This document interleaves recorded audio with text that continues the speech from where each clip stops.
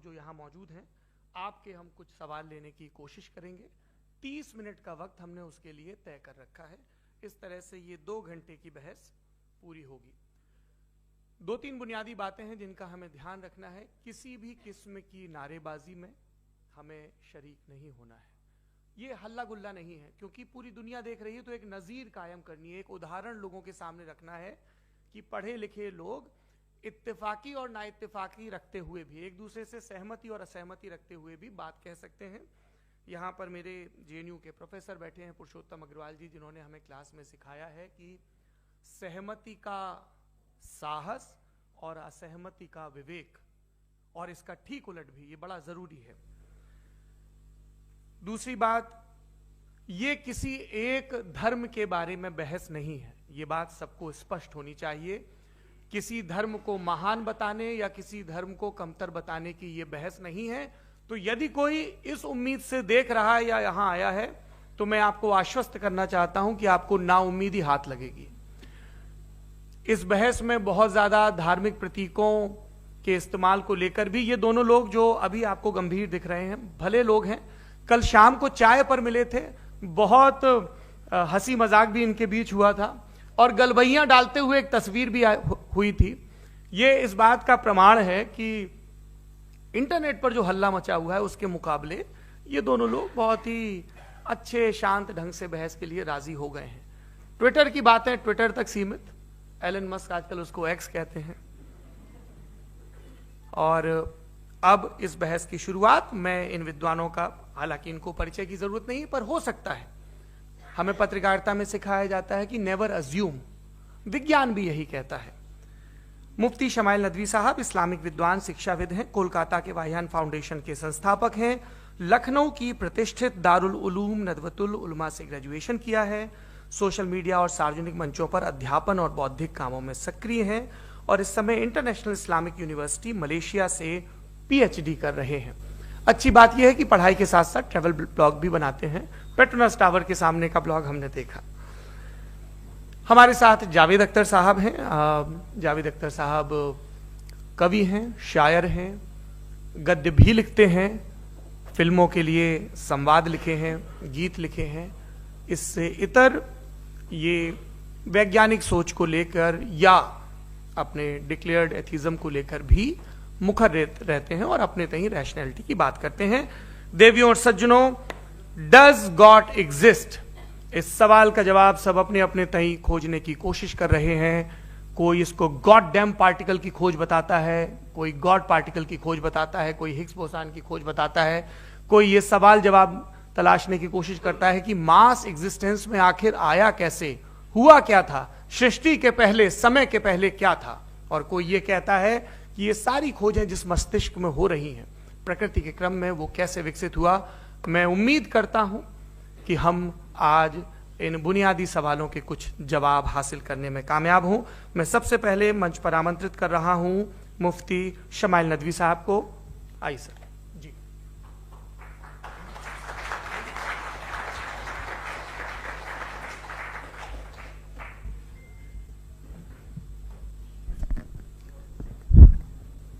एक आखिरी गुजारिश, आप बोलना शुरू करें, आप लोग प्लीज अपने फोन फ्लाइट मोड पे या साइलेंट मोड पे रखें। एक बार चेक कर लें, कई बार बेध्यानी हो जाती है।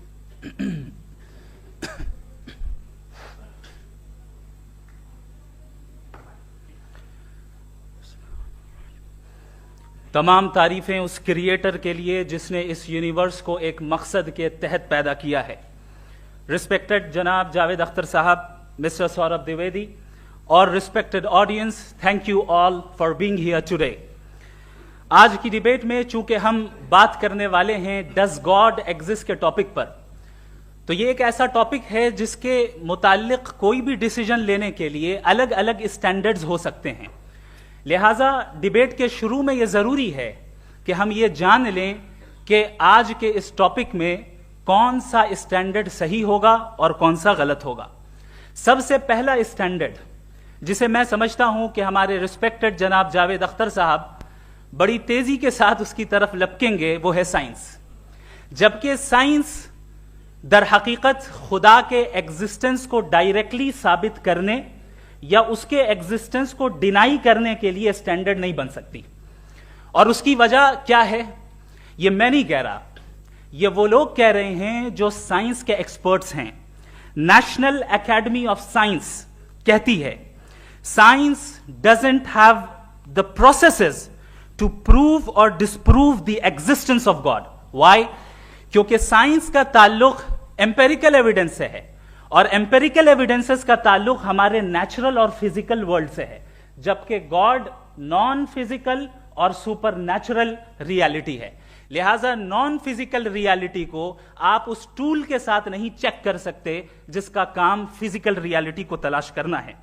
लिहाजा आज इस डिबेट में गॉड की एग्जिस्टेंस को साबित करने या उसे डिनाई करने में साइंटिफिक एविडेंस को एक्सेप्ट नहीं किया जाएगा। दूसरा स्टैंडर्ड हो सकता है रेविलेशन, कि रेविलेशन के जरिए हम यह साबित करें कि गॉड एग्जिस्ट करता है या नहीं। लेकिन यह स्टैंडर्ड भी आज इररेलेवेंट है। क्यों? क्योंकि रेविलेशन मेरे नजदीक सोर्स ऑफ नॉलेज है, वैलिड सोर्स ऑफ नॉलेज है, लेकिन हमारे जावेद अख्तर साहब के नजदीक यह वैलिड सोर्स ऑफ नॉलेज नहीं है। लिहाजा आज की डिबेट में मैं एक भी एविडेंस किसी भी मजहबी स्क्रिप्चर से नहीं दूंगा ताकि जावेद अख्तर साहब के लिए वो अनएक्सेप्टेबल ना हो। तीसरा जो मेयार हो सकता है वो है ऑब्जर्वेशन, कि भाई कोई कहे कि हमें खुदा दिखाओ, अगर है तो दिखाओ, या ये कि खुदा के एग्जिस्टेंस पर एम्पेरिकल एविडेंस दो, तो ये है दर हकीकत गलत टूल का इस्तेमाल करना। ये ऐसा ही है कि जावेद साहब मुझसे ये मुतालबा करें कि मुफ्ती साहब आप मेटल डिटेक्टर के जरिए प्लास्टिक डिटेक्ट करके दिखाएं। अब चूंकि प्लास्टिक डिटेक्ट नहीं हो पा रही है लिहाजा plastic does not exist. No, you are using the wrong tool. इस टूल से प्लास्टिक को डिटेक्ट नहीं किया जाता।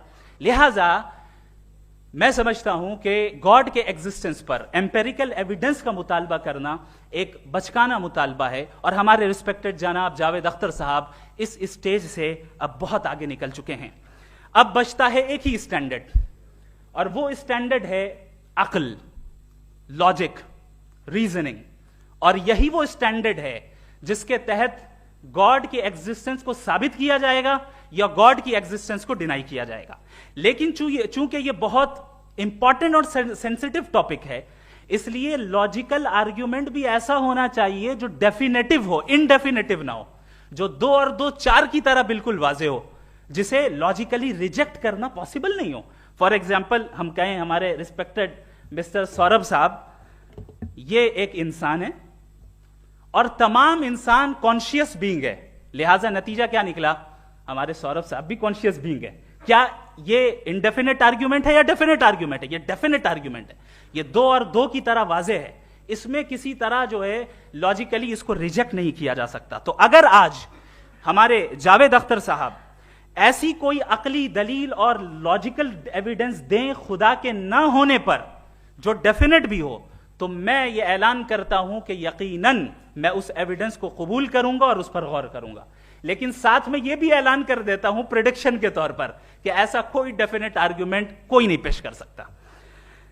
दलील हम देंगे और डेफिनेटिव दलील देंगे, लॉजिकल दलील देंगे, ऐसी दलील देंगे जो एंटायर एथिस्टिक वर्ल्ड उसे रेफ्यूट नहीं कर सकती। चलें अब हम एक एग्जाम्पल सोचते हैं, एक सिनेरियो, सिंपल सिनेरियो, तमाम ऑडियंस से गुजारिश है, हम और आप एक आइसोलेटेड आइलैंड पर हैं, ऐसा आइलैंड जहां पे हमसे पहले कोई कभी नहीं गया। चलते चलते आपके सामने अचानक आपने देखा एक पिंक कलर की बॉल पड़ी हुई है। सबसे पहला सवाल आपके जहन में क्या आएगा कि ये बॉल यहां क्यों आई, कैसे आई, ये पिंक कलर की ही क्यों है, कोई और कलर भी हो सकता था, ये इसी शेप में क्यों है, कोई और शेप भी हो सकता था। नेचुरली आप इस तरफ पहुंचेंगे कि कोई ना कोई है जिसने इन स्पेसिफिक प्रॉपर्टीज के साथ इस बॉल को बनाया है और यहां पे रखा है। चूंकि आप जानते हैं कि ये जो बॉल है इसका एग्जिस्ट करना जरूरी नहीं है, ये एग्जिस्ट कर भी सकती थी, नहीं भी कर सकती थी, और एग्जिस्ट करना ही था तो किसी और फॉर्म में करती, किसी और कलर में करती। अब आप इस बॉल को एक्सपैंड करते चले जाएं, एक्सपैंड करते चले जाएं, एक्सपैंड करते चले जाएं, यहां तक कि ये बॉल यूनिवर्स के साइज की हो जाए। बताइए कि क्या साइज के बढ़ जाने से सवाल बदल जाएगा? हरगिज नहीं बदलेगा। अभी भी सवाल रहेगा, ये यूनिवर्स कहां से आया, इन स्पेसिफिक प्रॉपर्टीज के साथ कहां से आया, क्यों आया, किसने बनाया, यह सवाल उस वक्त भी वैलिड रहेगा। लेकिन यह सवाल अगर हम जनाब जावेद अख्तर साहब से करें तो चूंकि इनका वर्ल्ड व्यू एथिस्टिक है, और सिर्फ इनका नहीं, मतलब जितने भी एथिस्ट हैं और एथिस्टिक वर्ल्ड व्यू को रखने वाले से अगर आप ये सवाल करें कि ये यूनिवर्स कहां से आया, तो इनका जवाब या तो आर्ग्यूमेंट फ्रॉम इग्नोरेंस होगा या डॉगमेटिक होगा। या तो ये कहेंगे कि मुझे नहीं पता कि ये कहां से आया, लिहाजा गॉड डज नॉट एग्जिस्ट, ये आर्ग्यूमेंट फ्रॉम इग्नोरेंस है। या ये कहेंगे कि ये यूनिवर्स खुद ब खुद बन गया, इसका मतलब ये है कि उस बॉल को भी खुद ब खुद बन जाना चाहिए, लेकिन बॉल के ताल्लुक से ये एक्सप्लेनेशन एक्सेप्ट नहीं की जाएगी कि ये खुद ब खुद बन गई, लेकिन यूनिवर्स के ताल्लुक से कर दिया जाएगा। इसे हम दूसरे अल्फाज में डॉगमा भी कह सकते हैं। दूसरी चीज, हमारे जावेद अख्तर साहब जरूर गॉड ऑफ गैप्स की मिसाल भी जरूर देंगे, और मिसाल देंगे कि पहले जमाने में बिजलियां कड़कती थी तो लोगों ने किसी एक खुदा की तरफ, और बारिश होती थी तो दूसरे खुदा की तरफ मंसूब कर दिया, उनके पास दलील नहीं थी। यह हमारा वर्ल्ड व्यू है ही नहीं, यह हमारा वर्ल्ड व्यू है ही नहीं, क्योंकि नेचुरल फेनोमेना के प्रोसेस की इंटरप्रिटेशन को जान लेने से यह कहां से साबित हो गया कि गॉड एग्जिस्ट नहीं करता है। इस पर मैं इंशाअल्लाह अभी आगे बात करूंगा। आप हजरात ये भी देखेंगे, और मैं ये एक्सपेक्ट करता हूं कि हमारे रिस्पेक्टेड जनाब जावेद अख्तर साहब जरूर इमोशनल आर्ग्यूमेंट्स भी देंगे, जो कि एक लॉजिकल फेलेसी है जब बात आती है ट्रुथ को डिसाइड करने में। क्यों? मिसाल के तौर पर वो कहेंगे कि अगर गॉड है तो ईविल क्यों एग्जिस्ट करता है, जबकि मैं कहता हूं ईविल का एग्जिस्ट करना गॉड के एग्जिस्ट करने की दलील है, उसके खिलाफ नहीं है। चूंकि अगर गॉड है तो हम सब उसके सामने अकाउंटेबल हैं, और अगर हम अकाउंटेबल हैं तो अकाउंटेबिलिटी के लिए ईविल का मौजूद होना जरूरी है, उसके बगैर हम अकाउंटेबल नहीं हो सकते। और अगर हम अकाउंटेबल नहीं हैं तो हम जनाब जावेद अख्तर साहब से पूछेंगे कि आप बताएं कि फिर सफरिंग इस दुनिया में क्यों है? अगर खुदा नहीं है तो सफरिंग क्यों है? और उन लोगों के जज्बे का क्या जिनके अंदर सफरिंग के बाद इंतकाम लेने का जज्बा पाया जाता है और वो इस दुनिया से ऐसे ही चले गए, क्या उनकी सारी तकलीफें बेकार चली जाएंगी?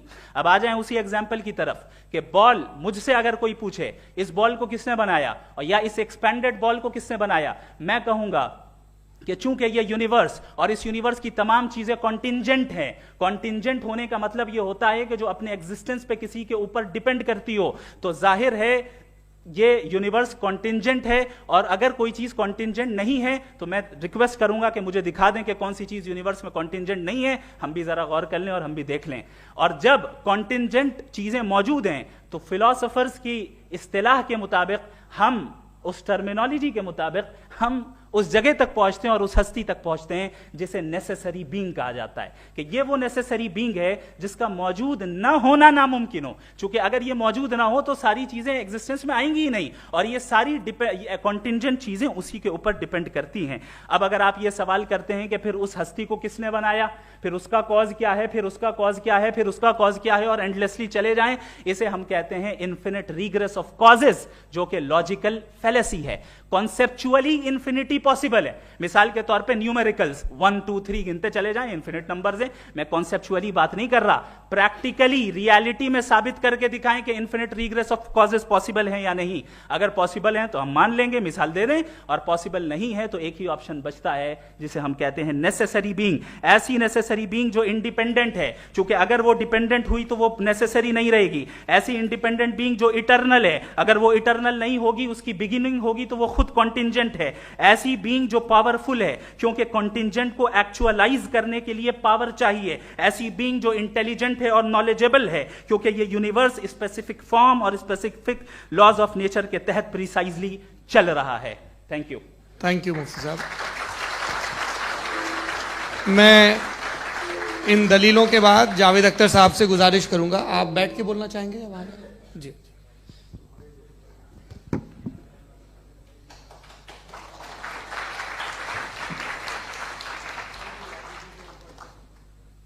पहले तो मैं मुफ्ती साहब को एक अच्छी खबर देना चाहूँगा कि मेरी नॉलेज साइंस के बारे में बड़ी मामूली है, तो आप फिक्र ना करें उसकी, लेकिन कुछ कॉमन सेंस है मुझ में।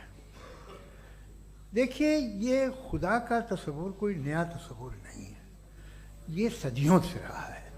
ये कुछ रिलीजन 3000 साल पुराने होंगे, 4000 साल पुराने होंगे, लेकिन इंसान कोई 10,000 12,000 साल से एग्जिस्ट करता है होमो सेपियन की शक्ल में, और हमेशा कुछ ना कुछ मजहब रहे। ये मजहब जाहिलों के नहीं थे, ये मजहब एक ऐसी ग्रीक सोसाइटी के थे जहाँ बड़े बड़े फिलोसफर पैदा हुए। ये मजहब इजिप्शियंस के थे जिन्होंने पिरामिड्स बनाए थे।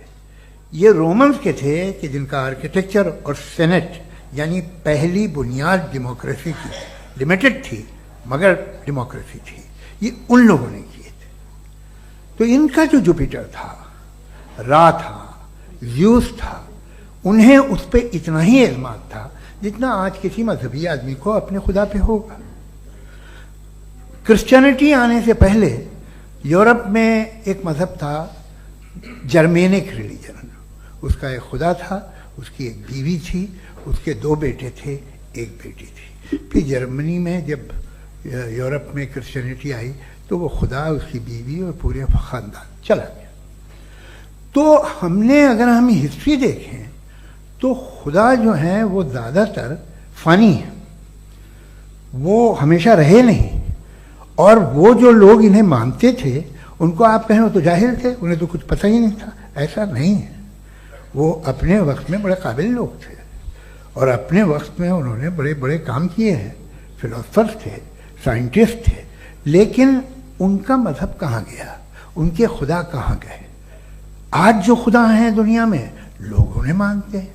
आपको क्या मालूम कि कितने बरसों के बाद क्या होने वाला है? हम यूरोप में देखते हैं तो चर्च खाली हैं। तो वक्त के साथ चीज़ें बदलती हैं। जहाँ तक इसका ताल्लुक है मजहबों का, हर मजहब आपसे एक चीज़ मांगता है, फेथ। ये फेथ क्या चीज़ होती है? What is the difference between faith and belief? ये तो बहुत ही अहमकाना बात होगी कि कोई आदमी कहे साहब अगर खुदा है तो मुझे दिखाइए। ये तो जाहिलाना बात हुई। मैंने तो नॉर्थ पोल नहीं देखा है मगर मैं मानता हूँ कि नॉर्थ पोल है।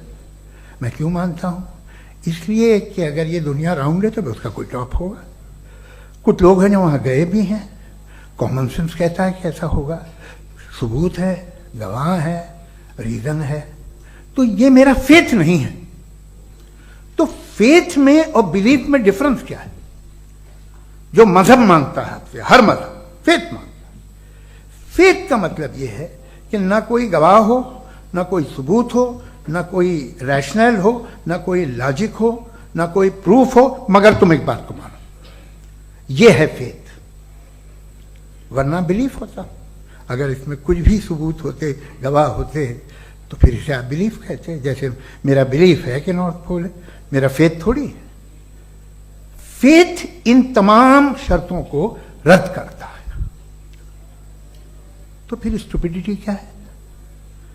अगर मैं एक बात ऐसी मानूं जिसकी ना कोई लॉजिक है, ना कोई रैशनल है, ना कोई प्रूफ है, ना कोई गवाह है, ना कोई सबूत है, और मैं उसे मानूं, तो ये स्टुपिडिटी हुई। इसे ही भाई कल को मैं यकीन कर लूं कि एलॉन मस्क जो है मेरा भाई है तो मुझे इंतहाई खुशी होगी, सुकून भी बहुत मिलेगा मुझे। लेकिन और कहे भाई क्यों मानते हो, क्या सबूत है? भाई वो तो अमेरिकन है और तुम तो इंडियन हो, वो तो नस्ल अलग है, तुम्हें कभी मिले भी नहीं। साथ देखिए मेरा फेथ है, इस पे बात ना किया। फेथ का मतलब ही यह है कि आप प्रूव नहीं कर सकते। अगर आप प्रूव कर सकते हो तो फेथ की जरूरत ही नहीं, फिर तो आप बात करेंगे, आप कितनी बहस कर लीजिए। अल्टीमेटली दुनिया का हर मजहब फेथ पे टिका है, और फेथ का मतलब है एक ऐसा यकीन जिसका कोई सबूत, कोई गवाह, कोई रैशनल नहीं। अब आप ये कहें, क्या आप ये क्यों कह रहे हैं कि साहब ये कायनात किसने बनाई? कमाल ये है कि आपने बताया कि एक आइलैंड पे गए और एक बॉल देखी। आपने ये नहीं कहा कि आइलैंड किसने बनाया, आपको सिर्फ बॉल पे हैरत हुई। हमने आइलैंड पे हमने हैरत नहीं की, होते हैं आइलैंड। इसी तरह ये आइलैंड है, सितारे, ये गैलेक्सीज, ये सब आइलैंड हैं खला में। हम उन्हें टेकन फॉर ग्रांटेड लेते हैं, हम पूछते नहीं किसने बनाए। आपने जजीरे के बारे में भी नहीं पूछा है। मेरी पैदाइश कैसे हुई? क्या मैं प्लान पैदा हुआ था? I was plan to be born, या एक लकी स्पर्म था जो किसी एग से चिपक गया? मेरी पैदाइश रैंडम। और इंसाफ जिसे आप कहते हैं, इंसाफ का तो नेचर से कोई वास्ता ही नहीं है। जो आप कहते हैं कि एक दिन इंसाफ मिलेगा, इंसाफ is a human concept, nature में कोई इंसाफ नहीं। अगर शेर हिरन को खा जाता है तो उसे कोई सजा नहीं मिलती। अगर एक आंधी आती है और हरे भरे पेड़ों को उखाड़ के फेंक देती है तो आंधियों की जेल नहीं होती है। नेचर में इंसाफ नहीं, इसलिए मुझे नेचर को इंसाफ की जरूरत भी नहीं। नेचर तमाम एक है। अब हम कहें कि साहब ये देखिए जो मैंने खाना खाया था, ये मेरी आंख तो नहीं यूं कर दिया उसे, तो इसे सजा मिलनी नहीं, वो सिस्टम है, ऐसे ही चल रहा है। नेचर बगैर इंसाफ के है। इंसाफ इज अ ह्यूमन कॉन्सेप्ट। तो जो आपसे कहता है कि मैं तुम्हें इंसाफ दूंगा, वो इंसानी जहन की पैदावार है। ये नेचुरल है ही नहीं, ये आसमानी है ही नहीं। नेचर का तसव्वुर, इंसाफ का तसव्वुर। भाई आप साथ मिलते हैं, अब आप लेफ्ट हैंड ड्राइव करते हैं, ये क्या है? तमाम सच, तमाम नेकी, तमाम शराफत लेफ्ट हैंड ड्राइव है। वरना क्या होगा, या तो आप क्रॉस कर देंगे, आपका एक्सीडेंट हो जाएगा, या आप किसी को मार देंगे, या ट्रैफिक जैम हो जाएगा। झूठ, बेईमानी, रिश्वतखोरी, ये तमाम जो है driving on the wrong side, इसके ऊपर कुछ नहीं। ये तो हमने बनाया, जैसे हमने लेफ्ट हैंड ड्राइव बनाई है। ये कॉन्सेप्ट ऑफ इंसाफ जो है ये हमारा है, इसका नेचर से कोई वास्ता नहीं। शेर खा जाता है हिरन को, उसे जेल होती है क्या? कुछ भी नहीं है ही नहीं।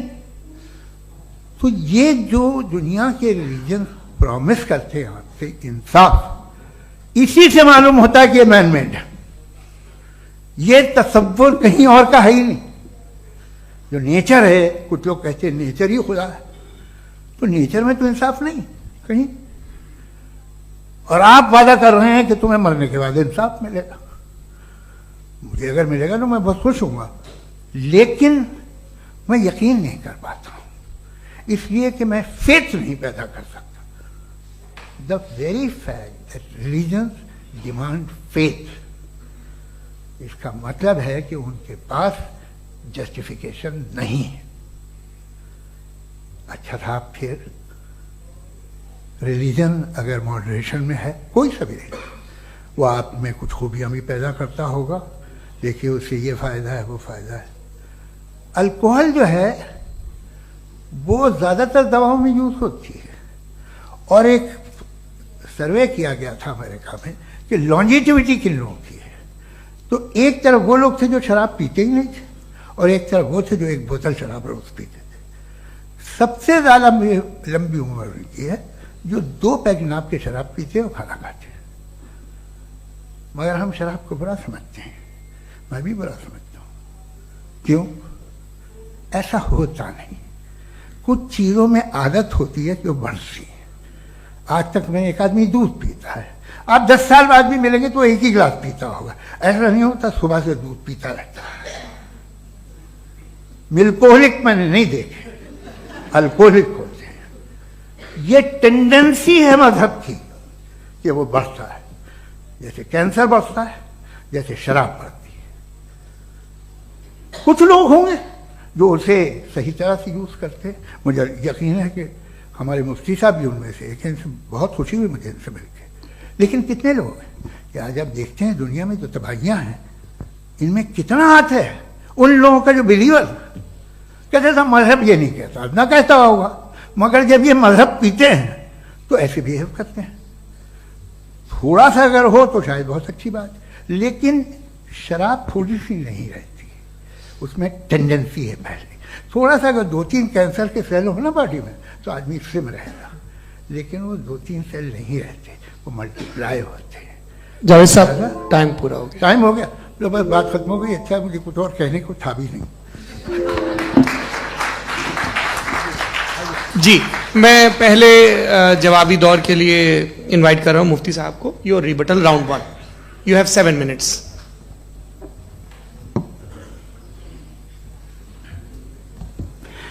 Thank you very much Javed साहब। आपकी बात को सुनकर बड़े महजूज हुए हम लोग। महजूज, do you understand? We enjoyed. Okay, अब थोड़ा सा लॉजिकली उसको हम लोग देखते हैं। दरअसल हम लोगों ने कल गुजारिश की थी मुफ्ती साहब से भी, जावेद साहब से भी, कि हिंदुस्तानी जबान आम फहम सबको समझ में आ जाए और जहां कहीं आप मुश्किल शब्द इस्तेमाल करें वहां बताते भी चलें। Thank you. तो सबसे पहले हमारे रिस्पेक्टेड जावेद साहब ने हवाला दिया कि खुदा फानी है, कितने मजहब आगे चले गए, किसी ने जुपिटर को खुदा माना, किसी ने किसी को माना। मैं कहता हूं जिसने कॉन्टिंजेंट चीज को खुदा माना, गलत माना, वो खुदा ही नहीं, वो खुदा ही नहीं है। हम तो नेसेसरी बीइंग को साबित करने बैठे हैं, वो नेसेसरी कॉज जो इटरनल है, जो अबदी भी है और अजली भी है, हम किसी और को साबित करने नहीं बैठे। दूसरी चीज उन्होंने कहा कि फेथ एंड बिलीफ, ये एक ऐसी डेफिनेशन है फेथ की जो इन्होंने पहली मर्तबा पेश की है, या माफ कीजिएगा इन्होंने पहली मर्तबा पेश नहीं की है, रिचर्ड डॉकिंस ने पहली मर्तबा पेश की है। मुझे मालूम है ये सोर्स कहां से है। एपिस्टेमोलॉजिकली फेथ और बिलीफ का फर्क आप इस तरह नहीं कर सकते सर। फेथ सही भी होता है, गलत भी होता है, बिलीफ सही भी होता है, गलत भी होता है।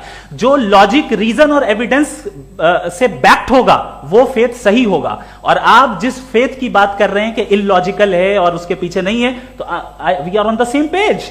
हम नहीं मानते उस फेथ को, जो फेथ ऐसा हो जिसके पीछे कोई लॉजिक ना हो, एविडेंस ना हो, हम नहीं मानते। हम तो उस फेथ के कायल हैं जिसके पीछे लॉजिक हो और एविडेंस हो। तो बिलीफ सही भी होता है, गलत भी होता है, फेथ भी सही होता है और गलत भी होता है। तो आज फेथ और बिलीफ के डिफरेंस पे बात नहीं हो रही है। आज आप चाहे फेथ एक्सेप्ट कर लें या बिलीफ एक्सेप्ट कर लें, आज ये बात होगी कि ट्रूथ क्या है, चाहे ट्रू बिलीफ सही है या ट्रू फेथ सही है, और फॉल्स फेथ क्या है और फॉल्स बिलीफ क्या है, बात इस पे हो रही है।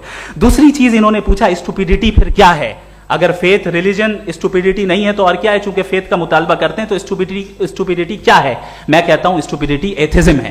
उसकी वजह यह है कि आप एक सड़क पे जा रहे हो और आप किसी गार्डन में जाएं और देखें वहां लिखा है फूलों के साथ I love Javed Akhtar and I really do, I love you sir.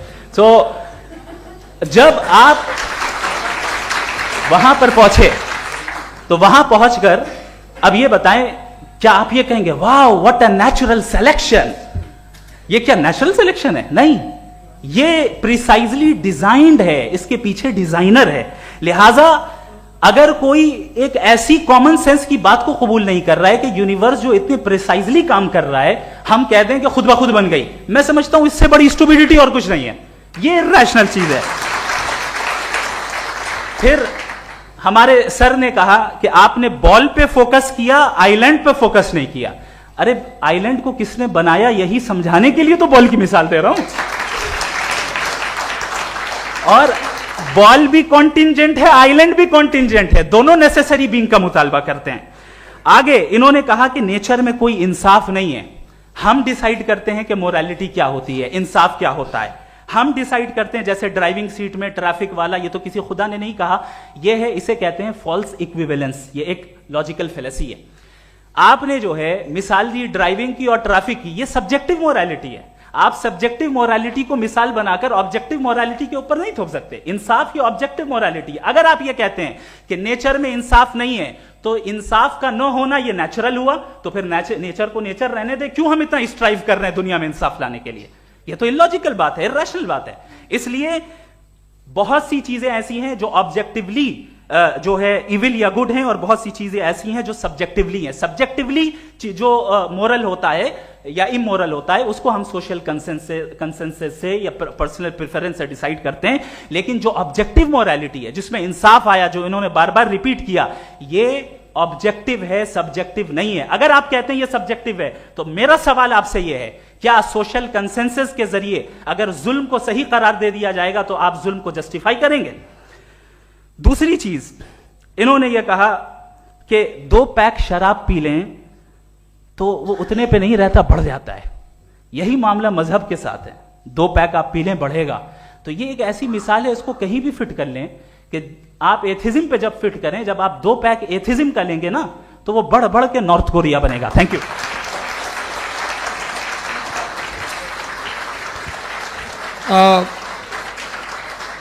First round के रिबटल के लिए मैं जावेद साहब को इनवाइट कर रहा हूं। आपके पास 7 मिनट का वक्त है, रीसेट कर दीजिएगा प्लीज। मुझे इस बात की खुशी है कि मुफ्ती साहब ने भी मान लिया कि नेचर में कोई इंसाफ नहीं है। तो कोई भी चीज़ जो इंसान ने नहीं बनाई है उसमें इंसाफ नहीं होता है। एक बात मैं आपसे अर्ज करूं, जरा पता लगा लीजिएगा, ये जो आप बाग में जाते हैं बेहद खूबसूरत फूल देखते हैं ना, इनमें से कोई नेचुरल नहीं है। ये सारे फूल क्रॉस करके बनाए गए हैं। जो जंगल में फूल होते हैं निहायत मामूली होते हैं, ये फूल इंसानों ने बनाए हैं। जो आप बाग में देख के वाह वाह कहते हैं, ये इंसानों के बनाए हुए हैं। डिफरेंट फूलों को क्रॉस करके, डेवलप करके, फिर क्रॉस करके इस तरह से बनाए गए। नेचुरल फ्लावर नहीं। किसी जंगल वीरान में जाके आप गुलाब के फूल नहीं देखेंगे। ये सब बनाए हुए इंसान ने, बहुत से काम इंसान ने किए हैं। बाकी है कि आपने मेरी एक बात का जवाब नहीं दिया, जिससे मुझे शिकायत है कि फेथ क्या है और आप फेथ मांगते क्यों हैं मुझसे? आप तो लॉजिकल हैं, आपके पास तो सारे रैशनल हैं, आपके पास सारे सबूत हैं, तो आपको फेथ की डिमांड क्यों करते हैं कि भाई तुम सरेंडर कर दो और सवाल मत करो? कोई मजहब सारे सवाल करने की इजाजत नहीं देता है और मना करता है कि दादा सवाल ना करो, बह जाओगे तुम। आप क्यों रोकते हैं? हकीकत यह है कि इंसानी तारीख क्या है। इंसानी तारीख यह है कि दुनिया में दो तरह के लोग हुए हैं। एक वो जिन्होंने अपनी लाइल्मी की परस्तिश की है, दूसरे वो जिन्होंने अपनी इग्नोरेंस या लाइल्मी से झगड़ा किया है और मालूम किया है कि क्या है। ये जो आप कह रहे हैं, आज आप हैरान हैं कि भाई ये यूनिवर्स कैसे बनी। लोग हैरान थे कि सूरज डूबता है तो इधर से कैसे निकलता है। और आप एक कदम जाके हमेशा का मानने को तैयार है, एक कदम पीछे ही मान जाइए। भाई आप इसके बाद जाते हो, कहते सवाल ना करना कि ये कहां से आया, ये पावर तो हमेशा से हमेशा रहेगी। तो आप यूनिवर्स के बारे में मानने में क्या तकलीफ है? एक कदम पहले रुक जाइए। ये हमेशा से थी या नहीं थी हमें मालूम नहीं है। और ये कहना कि हमें मालूम नहीं है, कमाल ये है कि दुनिया के सारे मजहब सब जानते हैं ये दुनिया कैसे बनी थी, कैसे मिटेगी, मरने के बाद क्या होगा, इनको सब इल्म है। इनको किसी को डायनासोर होते थे पहले ये नहीं पता था, किसी को नहीं पता। किसी भी दुनिया की मजहबी किताब में डायनासोर का जिक्र नहीं है। लेकिन बाकी सब बातें, how to make universe in 4 easy lessons and बाकी सब पता है। जिसको सब पता है वो गड़बड़ है। हम में ये इंकिसार, ये ह्यूमिलिटी होनी चाहिए कि हम ये कहें कि हमें ये बहुत सारी बातें नहीं मालूम, लेकिन हम उनकी परस्तिश ना करें, अपनी लाइल्मी को की परस्तिश ना करें, हम उसे पता लगाने की कोशिश करें। जिस दुनिया में आप बैठे हैं सर, ये हॉल जो है, ये इलेक्ट्रिसिटी जो है, ये माइक जो है, जिस हवाई जहाज से आप आए थे, वो जिस कार से आप यहाँ आए हैं, ये सब उन लोगों की बनाई हुई है जिन्होंने सवाल किए थे। ये दुनिया जिसमें आप आज आराम से हैं, ये उन लोगों की बनाई है कि जिन्होंने सवाल किए थे। और हर स्टेज पे इन सवालों को मकरूह कहा गया था, गलत कहा गया था। आप जरा तारीख पढ़िए, एक बड़ी दिलचस्प किताब है बर्ट्रैंड रसेल की, जिसमें उसने रिलीजन एंड साइंस कि कब से रिलीजन जो है साइंस के अगेंस्ट है। और हद तो यह है कि भाप के इंजन के खिलाफ थे, स्टीम इंजन के भी खिलाफ थे, और फतवे हुए उन पे, वेटिकन ने दिए। तो ये हमेशा, अभी जैसे ही ये राइट विंगर आते हैं अमेरिका में पावर में, तो वो जो अपना ये क्या बोलते हैं उसे, सीड, क्या वर्ड है, सीड क्या जो, हाँ नहीं सीड जो होते हैं जिस पे जी, नहीं भाई, वो जो ह्यूमन बॉडी के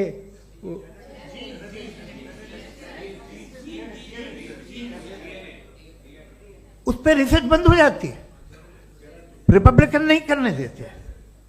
अरे भाई इतना डर क्या है तुम्हें? एक जमाने में बहुत नाराज थे ये सारे मजहबी लोग कि ये इंसान तो इंसान बनाने की कोशिश कर रहा है। आपको क्या तकलीफ भाई, बना ले तो बना लेने दो, ये खौफ क्या है?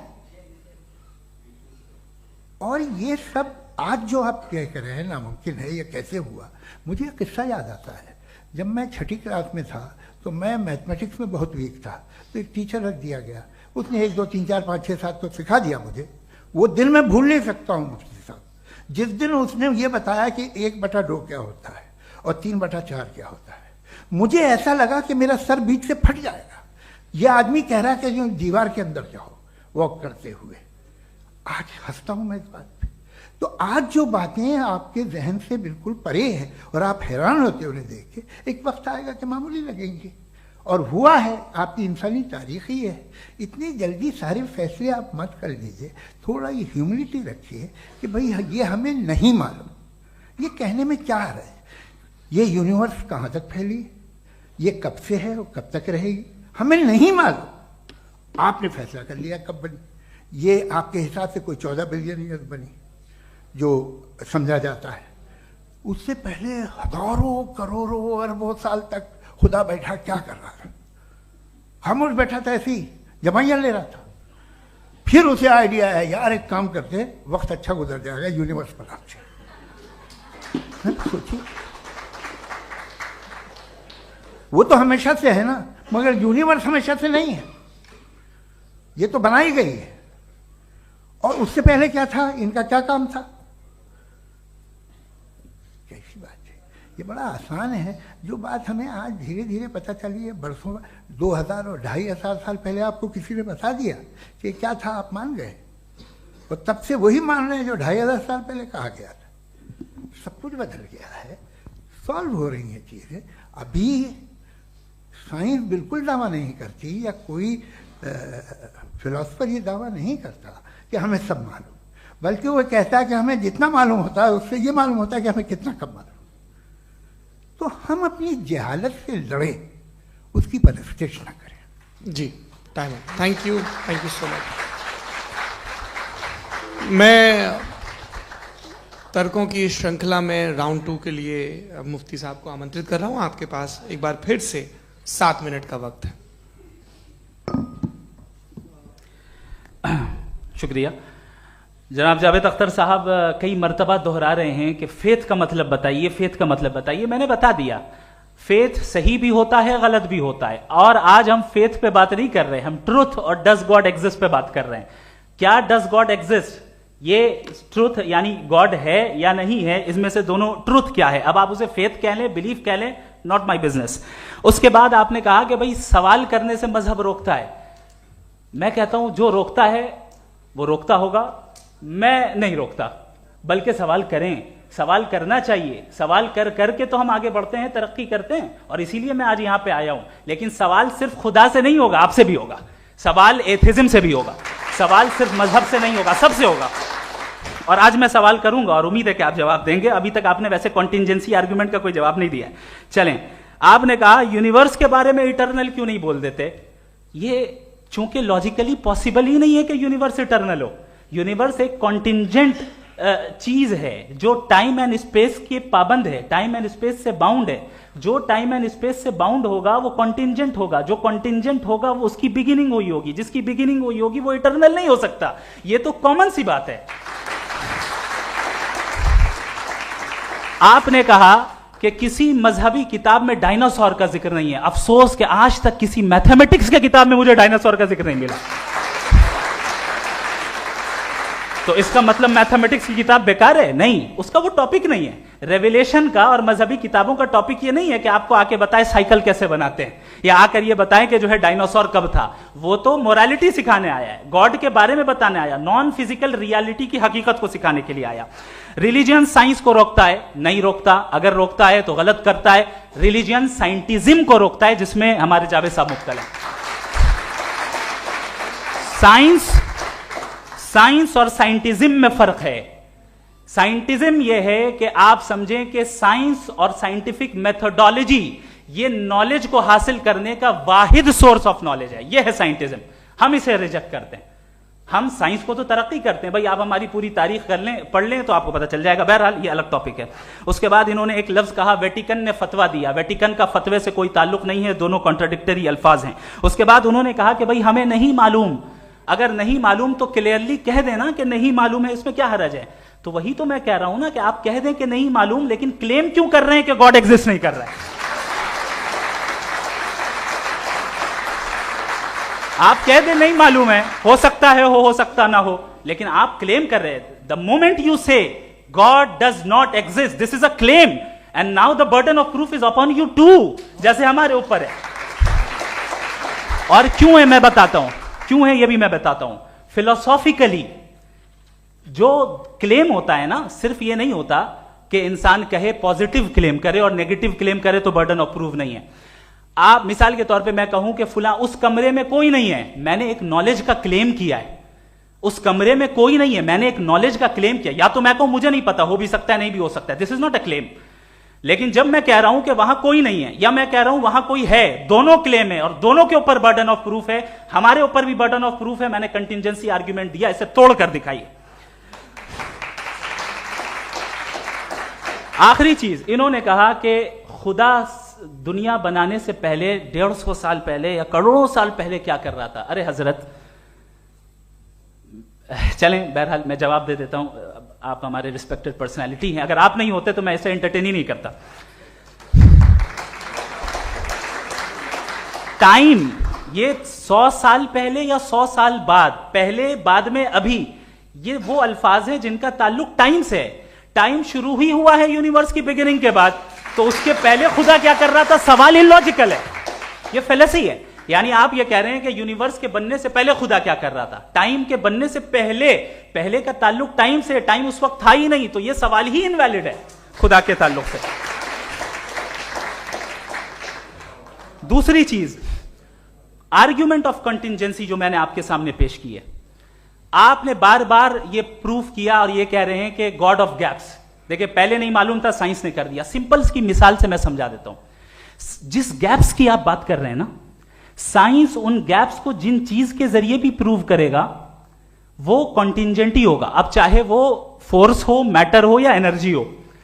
लिहाजा सवाल हमारा उस वक्त भी वैलिड होगा जब तक कि आप नेसेसरी बीइंग पे ना आ जाएं, और इन्फिनिट रिग्रेस पॉसिबल नहीं है of causes in practical world, तो जाहिर है कहीं रुकना पड़ेगा, जहां रुकेंगे वही खुदा है। दूसरी चीज, आपने ये कहा, क्या कह रहा था मैं, किस पॉइंट को? What? Oh no, after that. Just now.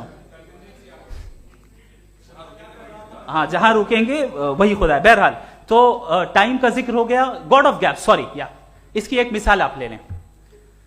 एक कार है, एक साहब ने देखा कि भाई कार जो है उसके व्हील्स कितने अच्छे लगे हुए हैं सही जगह पे, स्टीयरिंग जो है कितने अच्छे जगह पे लगी हुई, और सीट्स कितने वेल डिजाइंड है, कितनी प्रिसाइजली ये कार काम कर रही है, तो जरूर कोई ना कोई इसे क्रिएट किया है, किसी ने क्रिएट किया है। अब जावेद साहब आए और कहे अरे जनाब बोनेट खोलिए, इसमें इंजन है, इंजन इस कार को चला रहा है, hence prove no one has created the car. This is illogical, this is irrational.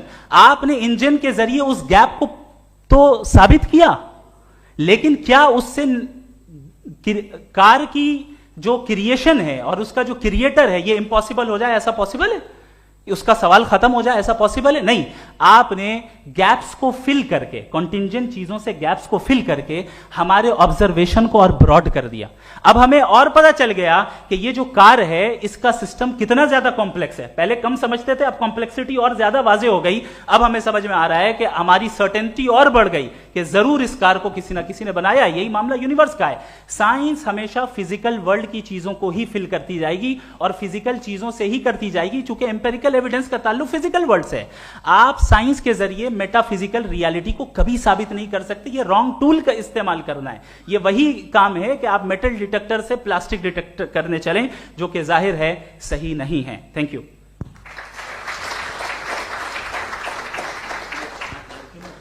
जी, ये आर्ग्यूमेंट का राउंड 2 है। हाँ। 7 मिनट है। पहले तो मैं आपसे अर्ज करूं कि आपने कहा कि जब कायनात ही नहीं थी तो वक्त भी नहीं था, कुछ भी नहीं था। कैसे नहीं था? खुदा था। एक एग्जिस्टेंस तो था ना खुदा का। तो जब खुदा था तो वक्त भी होगा। ऐसा नहीं है कि कुछ भी नहीं था, खुदा था। अच्छा, बाकी एक आपने कहा साहब आप साबित कीजिए, आपके पास भी लॉजिक है, मेरे पास भी लॉजिक है। आप मेरा जिम्मेदारी नहीं है साबित करना कि खुदा है। बर्टन रसल ने बड़ी अच्छी बात कही।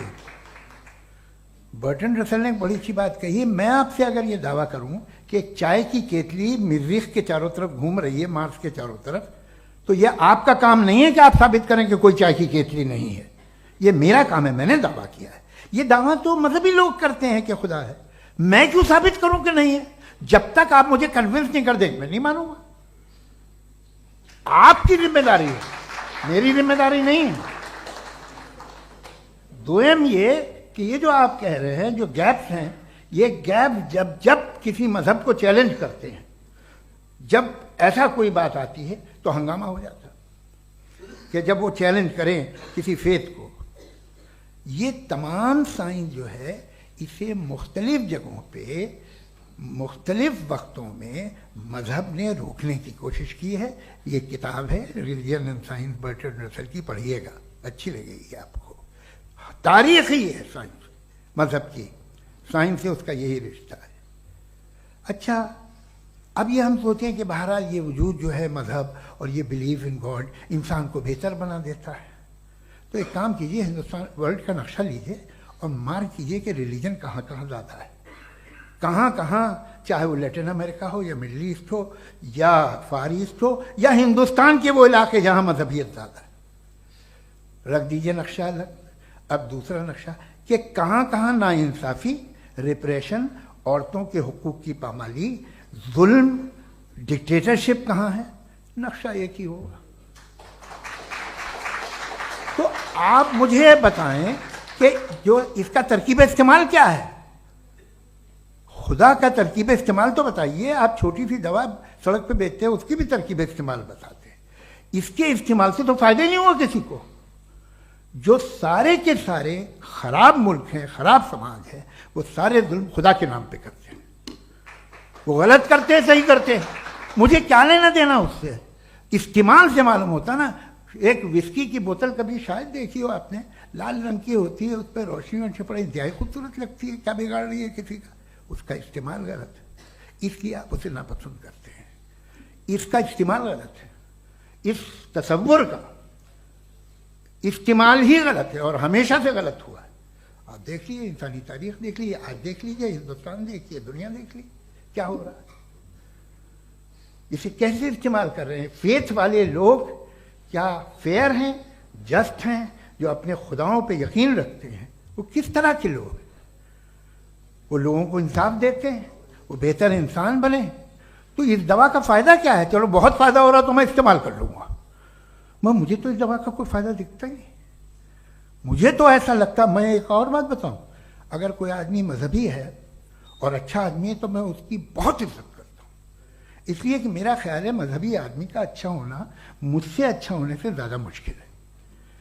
भाई हर चीज़ की एक लिमिट है। आप इतना भाग सकते हैं, इतना नहीं भाग सकते, इतना वजन उठा सकते, इतना नहीं उठा सकते, इतना दूर देख सकते हैं, इतना दूर नहीं देख सकते। उसी तरह कॉमन सेंस कहता है कि आप में नेकी का भी एक कोटा होगा।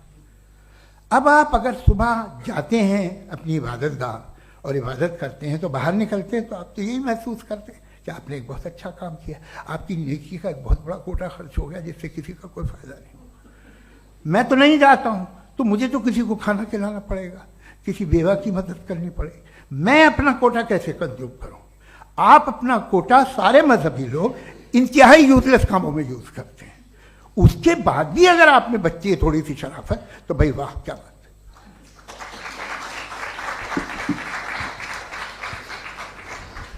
एक तो मुझे ये बात बहुत अच्छी लग रही है कि दोनों ही विद्वान समय को मानते हैं और बहुत समय से अपनी दलीलें और बाज दफा समय से पहले अपनी तकरीरें पूरी करके अपनी अपनी कुर्सी पर बैठ रहे हैं।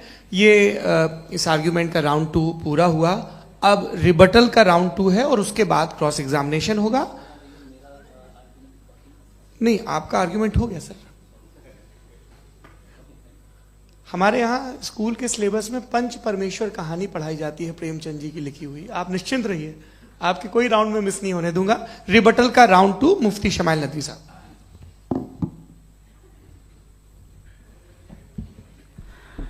असल में जो हकीकी प्रॉब्लम है, असल प्रॉब्लम है वो ये है कि जावेद साहब के पास कॉन्सेप्ट ऑफ गॉड क्लियर नहीं है।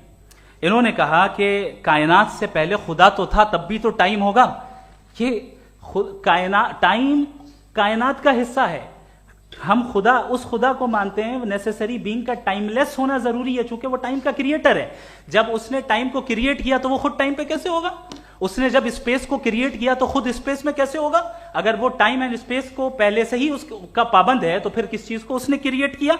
लिहाजा ये सवाल गलत है कि खुदा था तो टाइम होगा। बिल्कुल नहीं, टाइम के पाबंद हम है, खुदा नहीं है। हम फिजिकल वर्ल्ड से ताल्लुक रखते हैं, वो मेटाफिजिकल रियलिटी है। दूसरी चीज इन्होंने मिसाल दी कि चाय की केतली हवा में घूम रही होगी, और पता नहीं शायद वो बर्टन रसल का उन्होंने हवाला दिया। बहरहाल यही प्रॉब्लम है। प्रॉब्लम यही है कि हम चीजों के दरमियान डिफरेंशिएट नहीं कर पाते।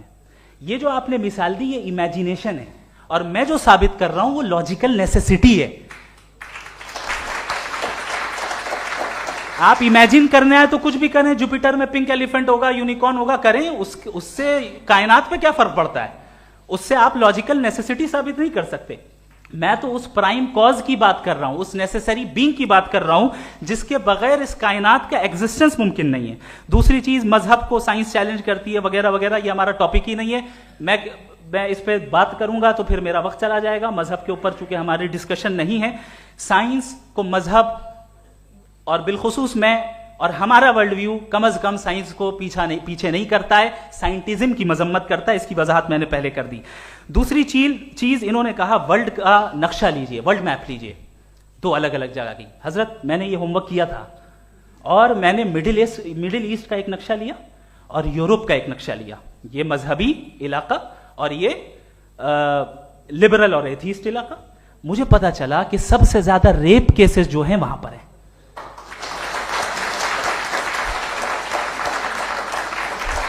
मुझे यह पता चला यूएन की रिपोर्ट के मुताबिक, मैं ये अपने घर से नहीं लेके आ रहा, कि जो वर्किंग वुमेन है यूरोपियन कंट्रीज में, उसमें 81% वुमेन सेक्सुअल हैरेसमेंट का वर्क में शुमार हो रही है। ये मिडिल ईस्ट में नहीं हो रहा है, वो मजहबी लोग हैं इसलिए नहीं हो रहा है। दूसरी चीज आपने ये कहा कि मजहबी आदमी का अच्छा होना हमारे अच्छे होने से बहुत मुश्किल है, बहुत मुश्किल है। तो इसका मतलब यह है कि गॉड के अलावा आपके पास अच्छे और बुरे का कोई स्टैंडर्ड है। मैं चाहूंगा कि कन्वर्सेशनल स्टाइल वाली डिस्कशन और सेगमेंट पे इसी पे बात कर लेते हैं। Thank you very much.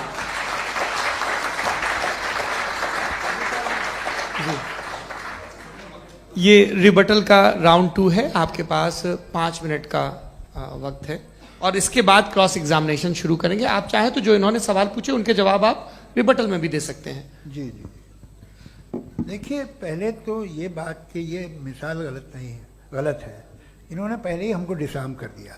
कह लिया अकल से मामला सॉल्व नहीं हो सकता, लॉजिक से आप पहुंच नहीं सकते। ये एक मेटाफिजिकल चीज़ है। मेटाफिजिकल अजीब सा लफ्ज़ है, ठीक से किसी को माने नहीं मालूम इसके, तो ऐसा लगता है कुछ बड़ी चीज़ है। अरे भाई क्या होता है मेटाफिजिकल, बताओ, खड़ी हो। ये एक लफ्ज़ है जो कहीं भी इस्तेमाल हो जाता है।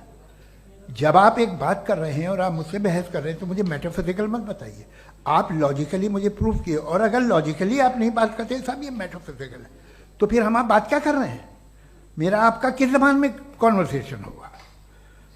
और ये कहना कि वक्त पहले नहीं था, तो फिर क्यों कहते हैं ये हमेशा से और हमेशा रहेगा? हमेशा वक्त है, तो आप कैसे कहते हैं वो हमेशा से है और हमेशा रहेगा? हमेशा का मतलब है कोई वक्त। अगर वक्त ही नहीं है तो हमेशा कैसे? बाहर वो रहेगा। अब मैं ये देखता हूं, आपने कहा ना कि वहां रेप ज्यादा होते हैं, तो हम एक बात देखते हैं कि ये दुनिया जिस पे वो कादर मुतलक है, जिसकी मर्जी के बगैर पत्ता भी नहीं हिलता, ओमनीपोटेंट है, ये दुनिया चल कैसे रही है? और इस दुनिया का हाल क्या है? 45,000 बच्चे जो 10 साल की उम्र से कम थे वो गाजा में मरे। भूख से काला हांडी में बच्चे मरते हैं और डिप्थेरिया से मरते हैं। डिप्थेरिया अजीब मर्ज है, गले में जाली बनना शुरू होती है, बच्चा नीला हो जाता है, गरीब का बच्चा, इसलिए कि उपास इलाज में। ये कादर मुतलक है, जो चाहे कर दे। इससे आप दुआएं मांगते हैं हमारी ये काम कर दे वो कर दे, तो इसका मतलब डे टू डे लाइफ में वो इंटरफेयर करता है और ये देख रहा है वो। अगर वो वाकई भी है फॉर डिस्कशन सेक, तो मैं जब दुनिया देखता हूं तो मेरे दिल में उसके लिए कोई इज्जत नहीं पैदा होती।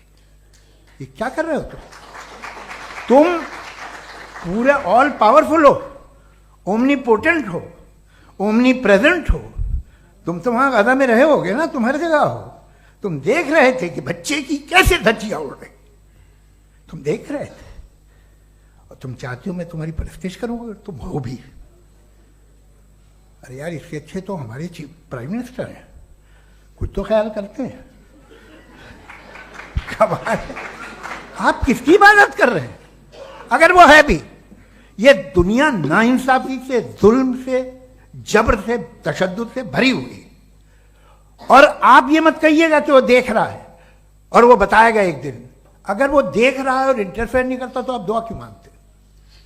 आप कहते हैं मेरा ये काम करा दे, इसके मतलब है वो दखल दे सकता है, वो आपको नौकरी दिलवा सकता है, भले दूसरे आदमी को न मिले, मगर आपका काम कर देगा चूंकि आपने दुआ मांगी है। तो जब वो आपको नौकरी दिला सकता है, लड़की की शादी कर सकता है, बेटे को ग्रीन कार्ड दिलवा सकता है, तो कम से कम ये जो मर रहे हैं बच्चे, इनको रोक दे, कुछ तो कर। मुझे तो दुनिया में, इस दुनिया का कोई मालिक है, इसका ओमनीपोटेंट कोई रूलर है, और ये दुनिया ऐसी चल रही है। मैं तो चाहूंगा कि भाई ना हो, अगर हो तो बड़ी शर्मिंदगी की बात है। शुक्रिया।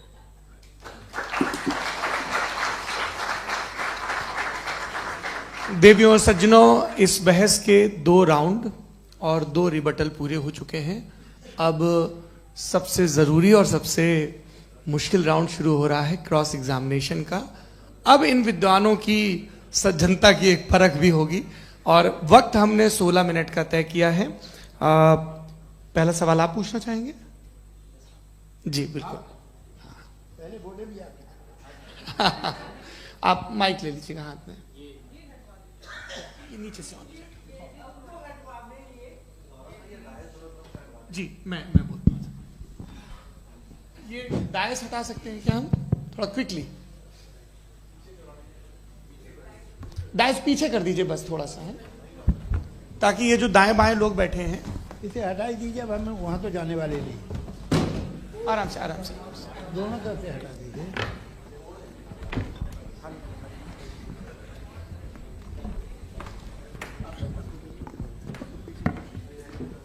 इस बीच आप लोग भी अपने अपने सवाल तैयार कर लें। ये ध्यान रखेंगे कि मैं यहां से सवाल लूंगा, आप लोगों को अपना हाथ ऊपर करना है, अपना नाम बताना है और अधिकतम 3 वाक्यों में अपना सवाल पूरा करना है। कई लोग सवाल की जगह भाषण देने लगते हैं, उससे आज बचना है। जी मुफ्ती साहब, पहला सवाल आपका, 16 मिनट है, हम दोनों लोगों के सवाल लेंगे। जी जी बहुत शुक्रिया। आपकी जो अभी बात हुई बहुत अहम थी, मैं इसको चाहूँगा कि आगे डिस्कस करूँ, लेकिन चूँकि अभी ये वो सेगमेंट है क्रॉस एग्जामिनेशन, तो सबसे पहला सवाल आपसे ये है कि जो मैं इतनी देर से कॉन्टिंजेंसी आर्ग्यूमेंट आपको बता रहा था, ये अकल से ही बता रहा था हजरत, आप ये बताएं कि आप इन्फिनिट रिग्रेस ऑफ कॉजेस को पॉसिबल मानते हैं या नेसेसरी बीइंग के एग्जिस्टेंस को सही समझते हैं? क्योंकि 2 ही ऑप्शन हो सकता है, आप ये बताएं। देखिए, आपको मैं ईमानदारी से बात करूं, एक तो मैं कॉन्टिजेंसी वर्ड ठीक से समझता नहीं, और इस वक्त भी जो आपने अंग्रेजी के अल्फाज इस्तेमाल किए वो ज़रा थोड़े से मुझे डिफ़िकल्ट और कॉम्प्लिकेटेड लगे, तो आप ज़रा सिंपल ज़बान में सवाल कर सकते हैं? बिल्कुल कर सकता हूँ। जी। यूनिवर्स की हर चीज कॉन्टिंजेंट होने का मतलब यह है कि वो अपने एग्जिस्टेंस में किसी के ऊपर डिपेंडेंट है। जो भी चीज डिपेंडेंट होगी वो चीज इंडिपेंडेंट नहीं हो सकती, तो उसका कोई ना कोई कॉज होगा। तो अब आप क्या समझते हैं कि ये इन्फिनिट रिग्रेस है, यानी कॉज पर कॉज, कॉज पर कॉज, कॉज पर कॉज, और कभी कोई यानी ये एंडलेसली चलता रहा? क्योंकि अगर ऐसा होगा तो हम तो एग्जिस्टेंस में आते ही नहीं। लॉजिकली ये मुत्तफक अलैह चीज है, मुत्तफक अलैह अग्रीड अपॉन। इस पे हमने एग्री किया था कि मुश्किल शब्द आएगा तो अर्थ बताना पड़ेगा। तो इन्फिनिट रिग्रेस तो पॉसिबल नहीं है, तो कहीं ना कहीं आपको रुकना पड़ेगा ऐसे नेसेसरी बीइंग पर। नहीं, कोई जरूरत नहीं रुकने की। किसने कहा आप रुकना पड़ेगा? आप रुकते हैं खुदा पे, आप नहीं रुकते। आप कहते हैं वो हमेशा से, जब उस वक्त से है जब वक्त नहीं था। आप कहाँ रुकते हैं कि अब हुआ था वो? आप नहीं कहते। हम क्यों नहीं मान सकते कि यूनिवर्स जो है और बल्कि मल्टीवर्सेस जो है वो हमेशा से हैं, वो बनती है, बिगड़ती है। एक हमारे यहाँ एक चीज़ है ब्लैक होल, वो समेट लेता है वापस, फिर ब्लास्ट होता है, फिर फैल जाता है। और इसमें हमारी तो खैर कोई औकात ही नहीं है इंसान की। एक छोटे से जर्रे पे हम 50-60 साल की उम्र रखते हैं, जो करोड़ों अरबों साल की कायनात है उसमें, और पैदा भी नहायत ही बेहुदा वजह से हुए थे। तो इसमें ये सोचना कि इसकी वजूहात और ये क्यों है, ये डिपेंडेंट है, ये हम देख रहे हैं। क्या मालूम, आप सोचिए कि ये जो फैल रही है कायनात, ये कहाँ फैल रही है, ये कहाँ जा रही है, और ये फैल क्यों रही है? अरे बना ली थी तुमने, रुको भैया, काफ़ी है। ये फैल क्यों रही है? ये और कौन सी कायनात जिसे मैं दूरबीन से देखता हूं तो 2 बिलियन लाइट ईयर पे है, उससे मेरा कोई वास्ता ही नहीं है। 2 बिलियन ईयर यानी अगर मैं 80,000 माइल्स पर सेकेंड से चलूं तो 20 करोड़ साल में वहां पहुंच जाऊंगा। इसकी जरूरत क्या थी? ये दुनिया, ये कायनात तो इंसान अशरफुल मखलूकात के लिए बनाई गई ना। तो ये सब ये टर्म समझ में नहीं आया, इसमें कोई खास समझने वाली बात थी भी नहीं। ये जो अल्टीमेट कहा यह जाता है कि ये जो पूरी यूनिवर्स है, ये जो दुनिया है, ये इंसान के लिए बनाई गई। अच्छा, ये सब इंसान के लिए। क्यों साहब, सही है ना? बिल्कुल, लेकिन इसका ये मतलब नहीं कि किसी चीज के पीछे रीजन आपको नहीं पता तो रीजन नहीं है, इसे कहते हैं नहीं, मुझे नहीं पता, लेकिन मेरी जिम्मेदारी नहीं है। वो बिल्कुल सही कहा था उसने, बर्टन रसल ने। आपने उसे मजाक में टाल दिया कि भाई आप एक दावा कर रहे हैं, मैं क्यों कहूं कि ये गलत है दावा? आप प्रूफ कीजिए, मेरे पे जिम्मेदारी ही नहीं है, मैंने थोड़ी कहा है। आप प्रूफ कीजिए कि ये सही है। आप आर्ग्यूमेंट ऑफ कंटिंजेंसी का जवाब ही नहीं दे रहे हैं। पूछना चाहेंगे? आप सवाल पूछना चाहेंगे मुफ्ती साहब से? क्योंकि ये क्रॉस एग्जामिनेशन का दौर है। आप जैसे पहले बोल रहे थे फेथ को लेकर कुछ, मैं ये पूछना चाहूंगा कि खुदा ने जो भी रेवलेशन किए हैं, एक मजहब के लिए बहुत से मजहबों में किए हैं, अलग अलग रेवलेशन है।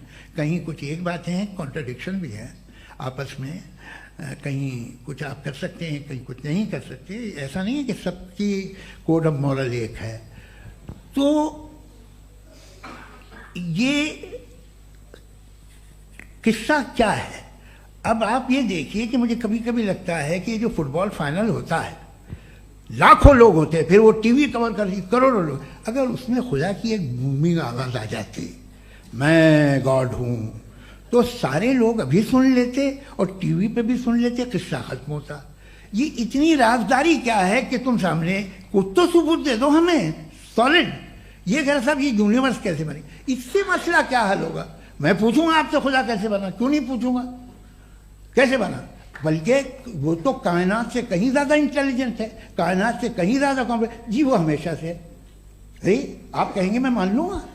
अच्छा, दोयम वो कादिर मुतलक, यानी कादिर मुतलक का मतलब ओमनीपोटेंट, वो जो चाहे कर सकता है। आपको नौकरी दिलवा सकता है, आपकी अच्छी जगह शादी करवा सकता है, आपके पड़ोसी का मुकदमा हरवा सकता है, आपको जिता सकता है, सब काम करता है। थोड़ा सा माइक क्लोज जी। वो इस दुनिया को चला कैसे रहा है? ये दुनिया कैसे चल रही है? आपको इस पे हैरत नहीं होती? या कयामत के बाद कभी एक जस्टिस होगा, जब ये बच्चा मर चुका होगा, जिसकी धज्जियां उड़ गई बम से, इसको इंसाफ मिलेगा सब। अच्छा, अब जवाब दूं? हाँ जी, मैं इसीलिए आप की तरफ। सबसे पहले आपने रेवलेशन और स्क्रिप्चर्स की बात की, इस पे मैं बात कर सकता हूं, लेकिन आज नहीं करूंगा क्योंकि वक्त कम है। कभी और इस पे डिस्कस करेंगे, मैं तैयार हूं उस पे भी बात करने के लिए। ये अभी से राउंड 2 की भूमिका तय हो रही है। Does God exist round 2? चूंकि आज गॉड के एग्जिस्टेंस पे बात है, तो मैं उसी के रिलेटेड जो है आपके सवालात को एंटरटेन भी करूंगा और मैं भी पूछूंगा। आपने कहा कि आपने साबित ही नहीं किया, जबकि आर्ग्यूमेंट ऑफ कॉन्टिंजेंसी बुनियादी आर्ग्यूमेंट है। आप मुझे कॉन्टिंजेंसी का मतलब बताइए, आपका मतलब क्या? कॉन्टिंजेंसी कॉन्टिंजेंसी का मतलब यह हुआ कि हर वो वजूद जो किसी भी चीज का पाबंद है, हर वो वजूद या हर वो चीज जो अपने एग्जिस्टेंस में किसी भी चीज के पाबंद है और उससे बाउंड है, उसको उसकी जरूरत है, उस पर डिपेंड करती है, तो जाहिर सी बात है कि उसका कोई ना कोई कॉज होता है। ये तो अक्ल की बात है। ये आप रीजनिंग की बात करते हैं, मैं वही कर रहा हूं। दूसरी चीज, आपने ये बात कही कि इतने बिलियन लाइट ईयर्स दूर है, उसका मेरा क्या लेना देना। फिर मेरे ख्याल से आपको ये नहीं कहना चाहिए I think therefore I am an atheist. आपको सोचना चाहिए, सिर्फ आप एक लिमिटेड दायरे में रहकर नहीं सोचें, बल्कि बाहर निकलकर सोचें। आपने तीसरा सवाल किया, आपने 2-3 सवाल एक साथ। ऐसी बातें ना कीजिए, कुछ लोगों को इतराज हो जाएगा आप पे कि आप कुछ भी सोचिए।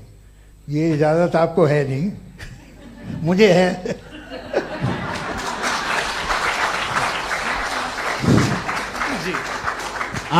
आपने प्रॉब्लम ऑफ इविल के ताल्लुक से सवाल किया और बार बार आप एक लफ्ज रिपीट कर रहे हैं कि ओमनीपोटेंट गॉड है। ऑल पावरफुल गॉड है। यही तो दरअसल समझना है कि गॉड का कॉन्सेप्ट क्या है। प्रॉब्लम ऑफ इविल जो है, प्रॉब्लम ऑफ इविल दर हकीकत दो असम्पशंस पर कायम है। अगर आप इन दो असम्पशंस को समझ जाएं तो ये प्रॉब्लम नहीं रहेगी, आर्ग्यूमेंट आपको समझ में आ जाएगी कि ये कोलैप्स कर जाता है। पॉइंट नंबर 1, यानी जो आपका सबसे पहला फॉल्स असम्पशन है कि गॉड मर्सीफुल है, ऑमनीपोटेंट है, दुनिया में जुल्म हो रहा है।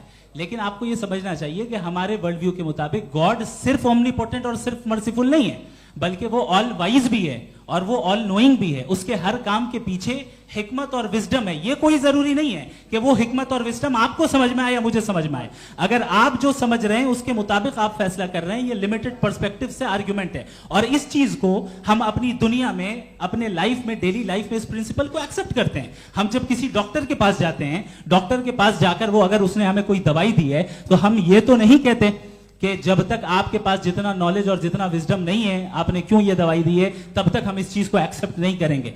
नहीं कहते, हम उसकी अथॉरिटी को तस्लीम करते हैं। क्यों? क्योंकि उसकी हम जानते हैं कि वो नॉलेजेबल है, वो विजडम वाला है, हमसे ज्यादा नॉलेज और हमसे ज्यादा विजडम है। बताएं सर। नहीं, डॉक्टर में और खुदा में बड़ा डिफरेंस है। डॉक्टर पढ़ा लिखा होता है एक, तो मैं उसकी बात सुनूंगा।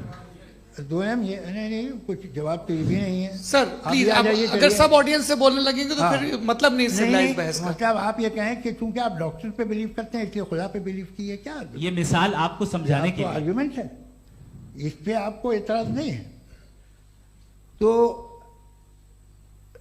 सिंपल बात ये है कि मैं अगर ये यकीन कर लूं कि एक ओमनीपोटेंट, उसकी मसलहत है, ये जो बच्चे मर रहे हैं ये मसलहत है उसकी, मुझे नहीं चाहिए इसकी मसलहत। उसकी मसलहत नहीं, यही तो समझना है, मतलब एक्सपीरियंस।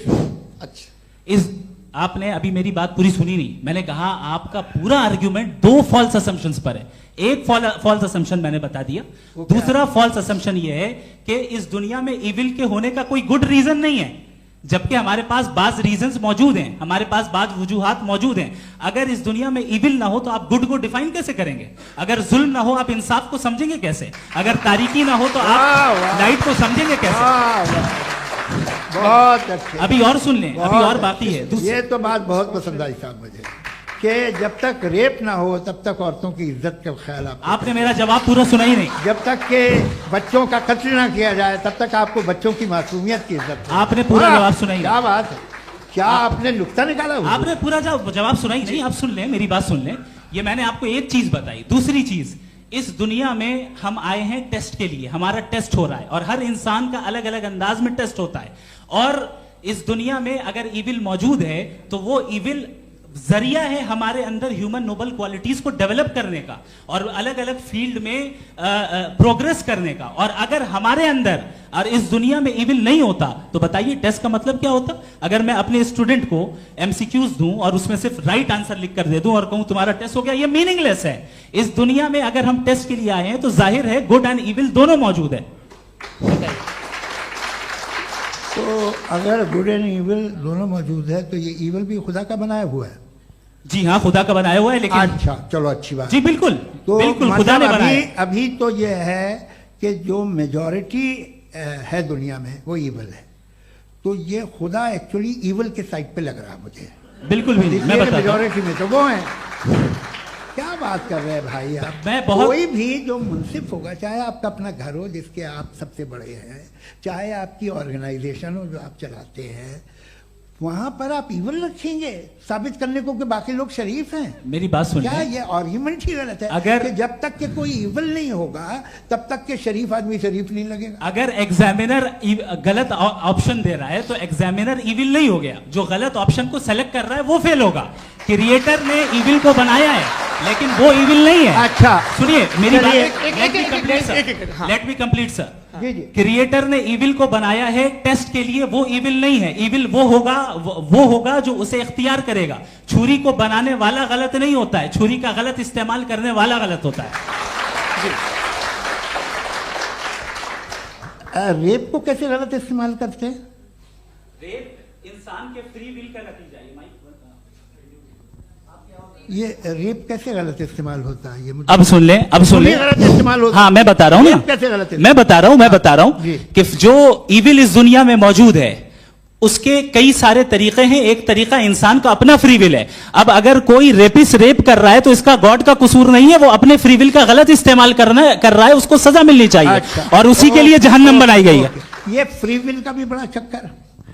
आप जब कोई बुरा काम करते हैं या कोई बुराई होती है तो ये कहा जाता है कि ये फ्री विल है। 7 billion free wills are moving on this planet. 7 billion free will. और एक आदमी अपनी फ्री विल से मुझे कत्ल कर दे तो मैं खुदा की मर्जी से मरा हूं कि इसकी फ्री विल की वजह से? मेरी मौत खुदा के हाथ है या ये फ्री विल वाले के हाथ है? खुदा ने फ्री विल का निजाम बनाया है और उस निजाम का गलत इस्तेमाल करके कोई आपको मार रहा है, इस्तेमाल करके मेरा कत्ल कर देता है।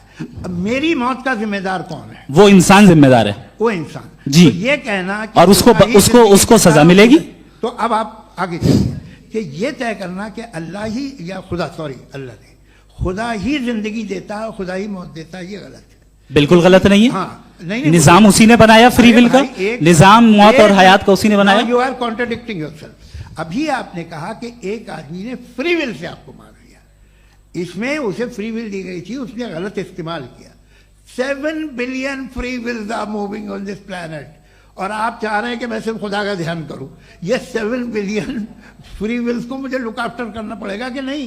ये तो तबाहियां कर रही हैं और तबाहियां ज्यादा हो रही हैं। बिल्कुल। तो अगर आप बताएं अगर खुदा नहीं है फॉर एग्जाम्पल, तो आप इविल को कैसे डिसाइड करेंगे? यानी how can you define evil objectively without God?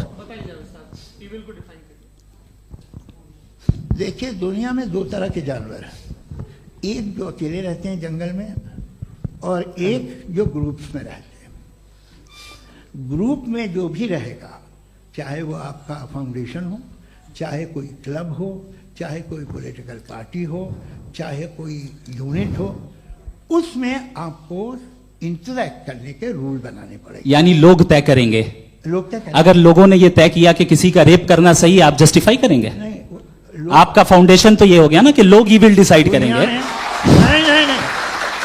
अरे दुनिया में ऐसे ग्रुप्स हैं जो रेप को जायज मानते हैं सर्टेन हालात में। मैं डिटेल में नहीं जानूंगा, आप भी जानते हैं।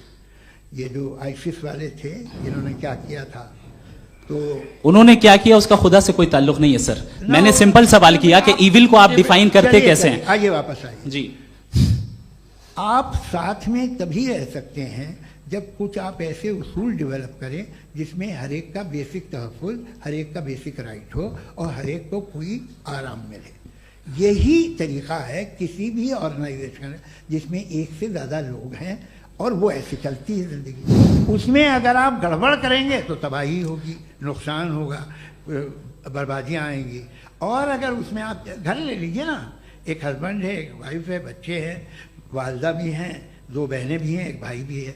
अब इसमें कोई निज़ाम आपको चाहिए साथ में रहने का, और एक दूसरे पे भरोसा रहे, एक दूसरे के बहीख्वाह हों, एक दूसरे की मदद करें, ऐसी जिंदगी। सर आपकी बात आ गई। आप ये कह रहे हैं कि लोग डिसाइड करेंगे क्या सही है क्या गलत है, यही है? मेजॉरिटी डिसाइड करेगी क्या सही है क्या गलत है? अरे भाई बिल्कुल। मेजॉरिटी अगर ये कहे कि नाजी जर्मनी के साथ जिस तरह मेजॉरिटी थी कि जेनोसाइड करना सही है, आप जस्टिफाई करेंगे? उस वक्त आपका ये सवाल सिर्फ उसके बाद क्लोजिंग। हाँ, उस वक्त प्लेनेट पे जो लोग थे, उनमें कितने लोग हिटलर को सही समझते? अच्छा, प्लेनेट की मेजॉरिटी तय करेगी सोसाइटी की नहीं। प्लेनेट की मेजॉरिटी गॉड के एग्जिस्टेंस को सही मानती है, आप क्यों नहीं मानते?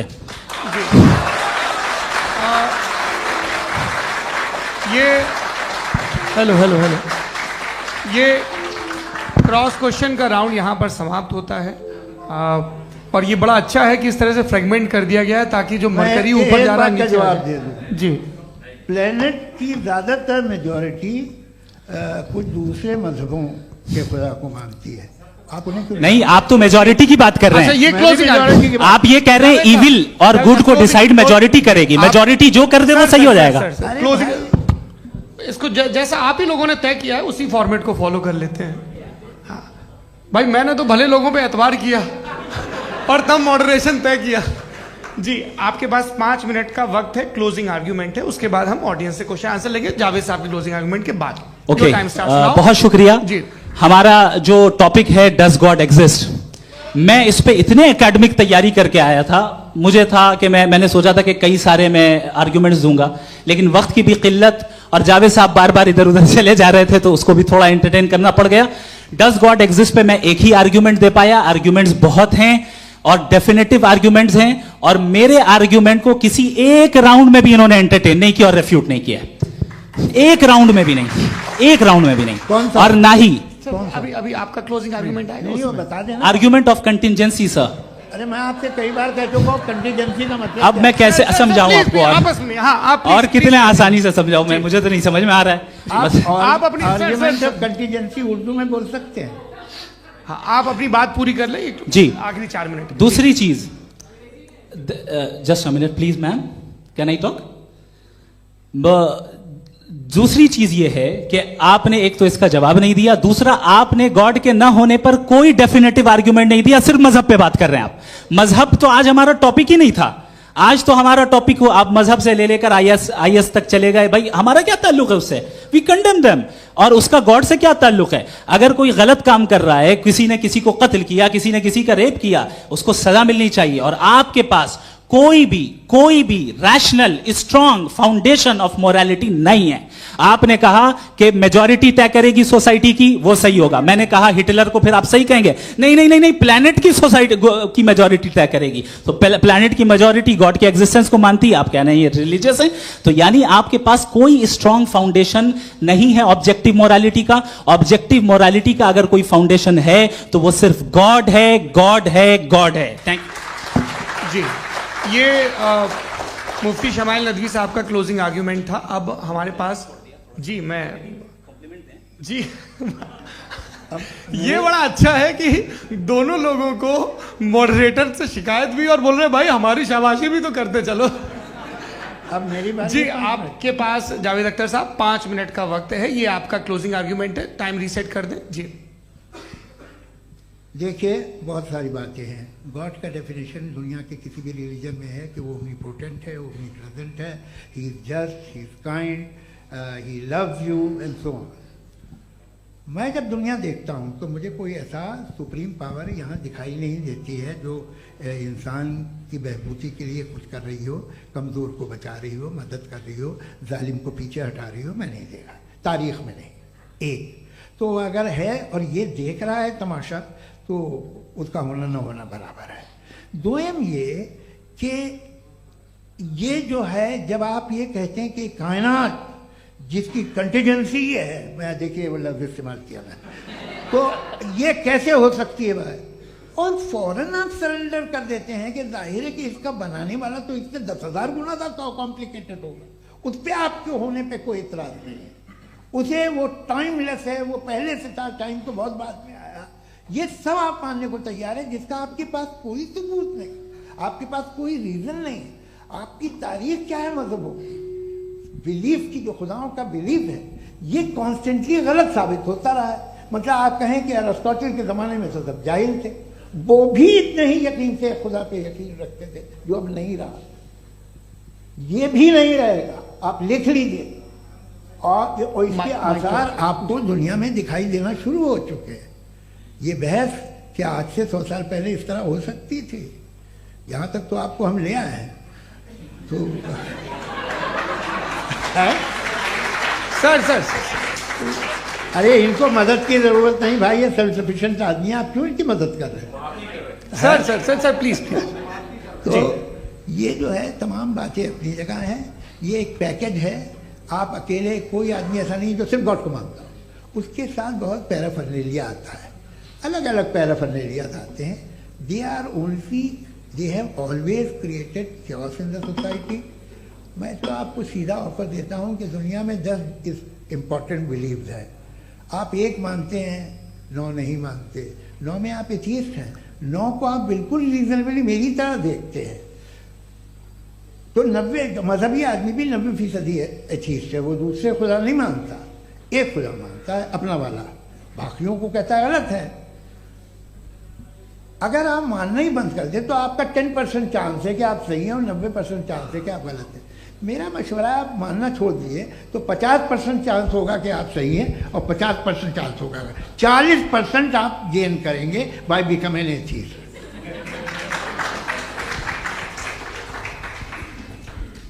ये एक फरसूदा ख्याल है ये ख़त्म हो रहा है। हो सकता है मेरी ज़िंदगी में ना हो, लेकिन ये हो जाएगा। जो बातें ये इनको आप मेटाफिजिकल ये वो ऐसे रिस्पेक्टेबल टर्म दे दिए, ये तो उन लोग के हैं जिन्हें ना फिजिक्स मालूम थी ना मेटा मालूम था, ये उन्होंने आपको दिए हैं। जी बहुत शुक्रिया आप दोनों लोगों का। और अब इस बातचीत का आखिरी राउंड शुरू होगा, डज गॉड एग्जिस्ट की ये बहस मुफ्ती शमाइल नदवी और जावेद अख्तर साहब के बीच। आप लोग अपने अपने हाथ ऊपर करेंगे, मैं यहाँ से तय करूँगा। और माइक हमारे पास है क्या? एक ही माइक है ऑडियंस के लिए? 2 माइक है, एक इस तरफ एक इस तरफ, ठीक है। तो जी सबसे पहले हमारी सहयोगी है मारिया शकील जी, पूछिए सवाल। थोड़ा सा रुकेंगे ताकि कैमरे का फ्रेम आप पर आ जाए, आपकी तो प्रैक्टिस है टीवी की। जी नदवी साहब, मैं खुदा को मानती हूँ, पहले मैं इसी प्रमाइस से शुरू कर रही हूँ और ये बता रही हूँ आपको, मैं मानती हूँ। लेकिन कुछ सवाल हैं जो जावेद साहब ने उठाया, उसका जवाब आपको देना चाहिए।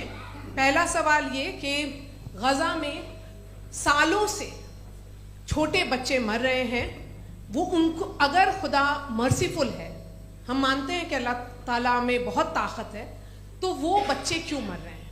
दूसरी बात ये कि अगर कंटिजेंसी की जो आप बात करते हैं, पूरे मुस्लिम ममालिक मिल करके भी उन गजा के बच्चों को क्यों नहीं बचा पा रहे हैं? क्योंकि अगर वो चाहते, क्योंकि अल्लाह ताला उन पर हुकूमत करते हैं, सब पर हुकूमत करते हैं, तो वो उनको क्यों नहीं बचा? जी थैंक यू वेरी मच। बहुत अच्छा किया आपने इस चीज को जिक्र कर दिया, मैं इसको और अच्छे से एक्सप्लेन करने की कोशिश करता हूं। देखें, जहां तक आपने कहा कि गजा के बच्चों को मारा जा रहा है, देखिए 2 वर्ल्ड व्यू है, एक एथीस्टिक वर्ल्ड व्यू, एक थीस्टिक वर्ल्ड व्यू है। बच्चे मर रहे हैं दोनों वर्ल्ड व्यू में, लेकिन हमारा वर्ल्ड व्यू कह रहा है कि रिकॉम्पेंस है, ये कह रहे हैं कि उनका मरना बेकार जाने वाला है, कोई उसका रिकॉम्पेंस नहीं है, चूंकि इनके यहां आखिरत और अल्लाह का कोई तसव्वुर या गॉड का कोई तसव्वुर नहीं है। आपने ये सवाल किया कि गॉड मर्सीफुल है, क्यों नहीं रोकता? ये मैंने बताया कि ये मिसकंसेप्शन है लोगों के दरमियान कि गॉड को सिर्फ मर्सीफुल और ओमनीपोटेंट समझते हैं। गॉड के सिर्फ यही 2 एट्रीब्यूट्स नहीं है, गॉड के कई सारे एट्रीब्यूट्स हैं, उनमें से अल हकीम भी है, उनमें से ऑल वाइज भी है, ऑल नोइंग भी है। लिहाजा अगर इस दुनिया में किसी को तकलीफ आ रही है और गॉड उसको नहीं रोक रहा है, वो इसलिए नहीं रोक रहा है चूंकि इंसानों को फ्री विल दिया गया है। ठीक इसी तरीके से अगर एक डॉक्टर किसी छोटे बच्चे को इंजेक्शन लगा रहा है, उसे तकलीफ पहुंच रही है, उसके लिमिटेड पर्सपेक्टिव के एतबार से यह गलत हो रहा है और डॉक्टर बुरा है। लेकिन जब आप ब्रॉडर पिक्चर को देखेंगी, आपके और हमारे पास सिर्फ एक पिक्सल है, हमें इतना नजर आ रहा है कि गजा में कत्ल हो रहा है, लेकिन इसके पीछे कितना रिकॉम्पेंस उनको मिलने वाला है, पूरा पिक्चर गॉड के पास है। तो एक पिक्सल से आप पूरे पिक्चर को कभी भी जज नहीं कर सकती। आप इसमें कुछ जोड़ना चाहेंगे? आपको कुछ बोलना है इसमें? भैया आपने बहुत अच्छा जस्टिफिकेशन दिया, या आप वो जो वहाँ के प्राइम मिनिस्टर इजराइल के उन्हें भेजिए, वो बहुत खुश होंगे। आप जस्टिफिकेशन दे देना कि अगर गॉड नहीं है तो बच्चे क्यों मर रहे हैं, आप बताएं। वो ये सवाल पूछ रहे हैं कि अगर आप ईश्वर का अस्तित्व नहीं मानते हैं तो उन बच्चों की मौत को आप कैसे इंटरप्रेट करते हैं? भाई ये दुनिया जो है, जो ताकतवर लोग होते हैं वो एक नाइंसाफी करते हैं। तो ये अच्छा काम है आपके नजदीक, तो नेचर नाइंसाफी पे मबनी है। अरे मेरे भाई, आप नेचर की कहाँ बात कर रहे हैं, तो इंसान की बात। तो फिर जब मैं इंसान की बात कर रहा था, आप नेचर की बात करने लग गए। क्रॉस एग्जामिनेशन नहीं। हाँ, अब आप मुझे बोलने नहीं देंगे तो अलग बात है, आप बोलिए, मुझे कोई जल्दी नहीं। जी नहीं, ये क्रॉस एग्जामिनेशन मुझे बोल तो लेने दीजिए। जी बोलिए। क्या बात ये है कि ह्यूमन सोसाइटी तभी साथ में रह सकती है जब वो मोहब्बत से, एकता से, एक दूसरे के एहतराम करके रहे। इसके अलावा पॉसिबल नहीं है, अकेले तो इंसान रह नहीं सकता। वहाँ पर कुछ लोग हैं जो फाउल करते हैं, वो फाउल हमेशा से तारीख में होता आया है। आज ये हो रहा है, जो हो रहा है बहुत बुरा हो रहा है, बहुत जालिमाना है, बहुत जाबराना है।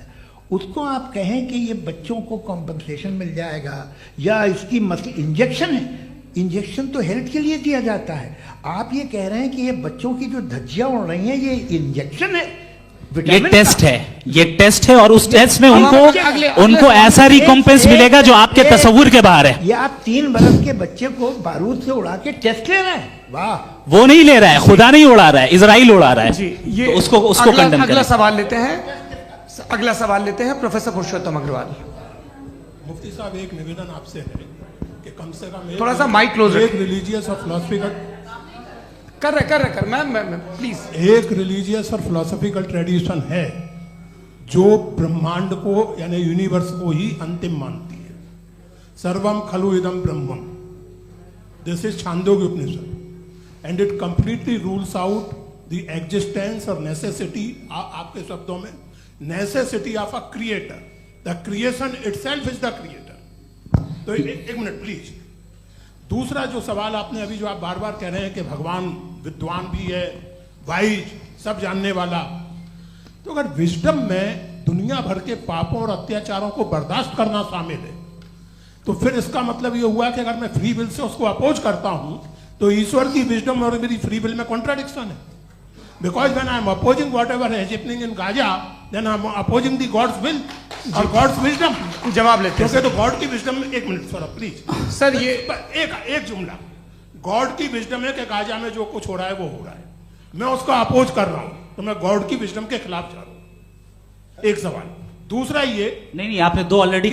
सर आप और सवाल कर लें, लेकिन मुझे दो जवाब दे। सर, पहले आपने ये कहा, सुनिए मेरी बात सुनिए। भाई इजराइल के गॉड के मुताबिक तुम्हारा ठीक हो रहा है ना? नहीं हो रहा है, ठीक नहीं हो रहा है। मैं बता रहा हूँ क्या हो रहा है, आप तशरीफ रखिए, मैं बता रहा हूँ क्या हो रहा है। Let me complete please. एक सेकंड गाइस, एक सेकंड। ये देखिए, ऐसा है कि ये सब बड़ा आपस में विचार विमर्श के बाद ये तय हुआ था कि कुछ नियम बना लिए जाएं ताकि एक टाइम बाउंड बातचीत चले। और भाई साहब, आप बड़ा जरूरी काम कर रहे हैं, लेकिन कैमरे के फ्रेम में आके उस काम को गड़बड़ कर दे रहे हैं। ठीक है गुरु, अब मेरे को कहीं का गुस्सा कहीं निकालना था, सॉरी।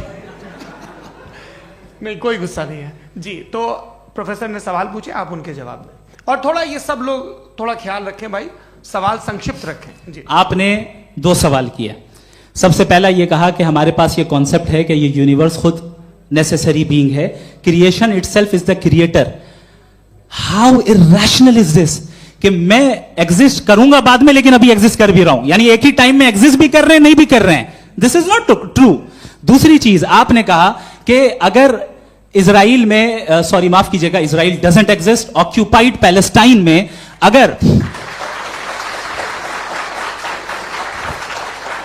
अगर ऑक्यूपाइड पैलेस्टाइन में बच्चों को मारा जा रहा है फ्री विल की वजह से और गॉड नहीं रोक रहा, ये कॉन्ट्राडिक्शन है। ये बताइए कि एक एग्जाम में एक बच्चा गलत आंसर लिख रहा है, सुनिए, एग्जामिनर चाहे तो रोक सकता है, क्यों नहीं रोक रहा है? ये कॉन्ट्राडिक्शन है, ये कॉन्ट्राडिक्शन नहीं है। नहीं सर, ये आपस में जी, ये क्या आपका सवाल?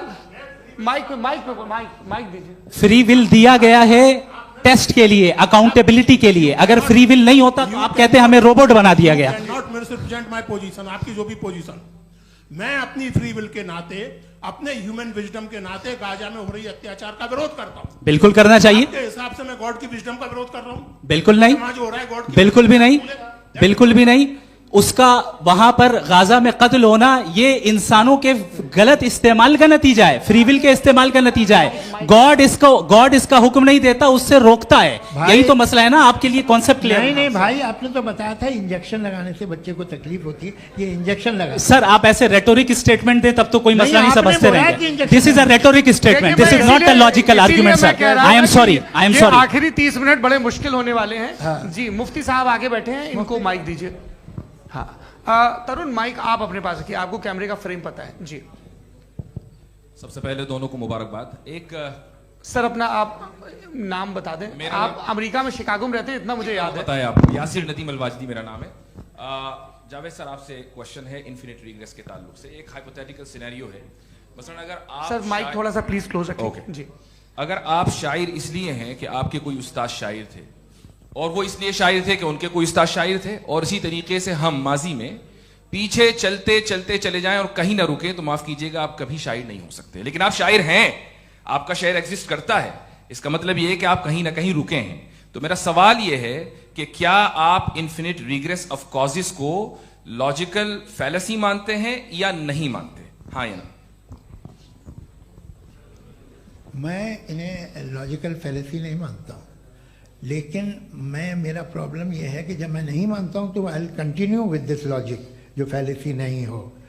आप एक जगह रुक जाते हैं, जाके आप कहते हैं ये गेंद कैसे बनी, ये जजीरा कैसे बना, ये समंदर कैसे बना, ये ज़मीन कैसे बनी, और अचानक गॉड पे जाके आपको ब्रेक लग जाता है। एक बार आप सवाल नहीं करते कि भाई इनको बनाने वाला तो इनसे भी कॉम्प्लिकेटेड होगा, वो कैसे बना, उसके बारे में आपने इत्मीनान कर लिया, वो हमेशा से है। तो अगर आप उसे हमेशा से मानते हैं तो फिर ये मान लीजिए कि कायनात हमेशा से है, क्या तकलीफ है? हम वजूद में नहीं आते जी है? हम मौजूद नहीं। अच्छा सर क्यों नहीं हो मैं सकते? बताऊंगा प्लीज प्लीज। जैसे मैंने मिसाल दी आपके शेर, आपका शेर कभी वजूद में ना आता अगर शायद इसी तरह चलते रहते हमेशा। जी माइक मेरे ख्याल से एक सेकंड। इन्फिनिट रिग्रेस का कॉन्सेप्ट क्लियर नहीं हो पाया, ऐसे रहने दें, लेट्स मूव ऑन सर। ठीक है, हाँ थोड़ा सा मॉडरेटर का भी ख्याल रखें। नहीं आपने तो रखा है, आपने रखा है। यहाँ पे गौहर रजा साहब हैं, वो भी एक सवाल पूछना चाहते हैं। माइक यार नीचे से ऑन कर दिए, नीचे। पहले तो ये कह दूं कि मैं उन बच्चों से शर्मिंदा हूं जिनको गजा में कत्ल किया गया, क्योंकि हमारे होते हुए कत्ल किया गया। लेकिन उससे ज़्यादा शर्मिंदगी इस बात से हुई कि मुझे लगा कि मुफ्ती साहब उसको जस्टिफाई कर रहे हैं। बिल्कुल भी नहीं, आप बहुत ही गलत, मुझे लगा मैं गलत हो सकता हूं। बिल्कुल गलत मैं है। सवाल पूछ रहा हूं, सवाल मैं देखिए, सवाल अगर पूछ रहा हूं। एक मैं सेकंड, जावेद भाई गौर से साहब, डिसएग्री गौर करता साहब, हूं। एक सेकंड देखिए, अगर देखिए ऐसा एक सेकंड आप सर वेट अरे आप कुछ मेरे पहले मुझे अपनी बात कह लेने दीजिए। अगर ऑडियंस तय करेगी तो फिर मॉडरेटर का मतलब नहीं। मेरा आप सबसे ये कहना है, ये बहस दो लोगों के बीच में है, एक तरफ मुफ्ती साहब, एक तरफ जावेद साहब। पिछले 1.5 घंटे से ये लोग अपने अपने तर्क रख रहे हैं। आपकी इनसे इत्तेफाकी हो सकती है, ना इत्तेफाकी हो सकती है। मेरे उस्ताद मुझे सिखा गए हैं कि मुखामुखम में असहमति की गुंजाइश बची रहनी चाहिए। अगर मैं आपकी बहुत इज्जत करता हूं गौहर साहब, आपने जो कमाल की किताबें लिखी, साइंटिफिक टेम्परामेंट, लेकिन मेरी ये गुजारिश है आप सबसे कि यदि आप इन लोगों ने जो बोला उन पर टिप्पणियां करेंगे तो ना वक्त की पाबंदी रहेगी, ना वो अनुशासन। आप सवाल पूछ लें, उस सवाल में जो बात आ जाए वो आ जाए।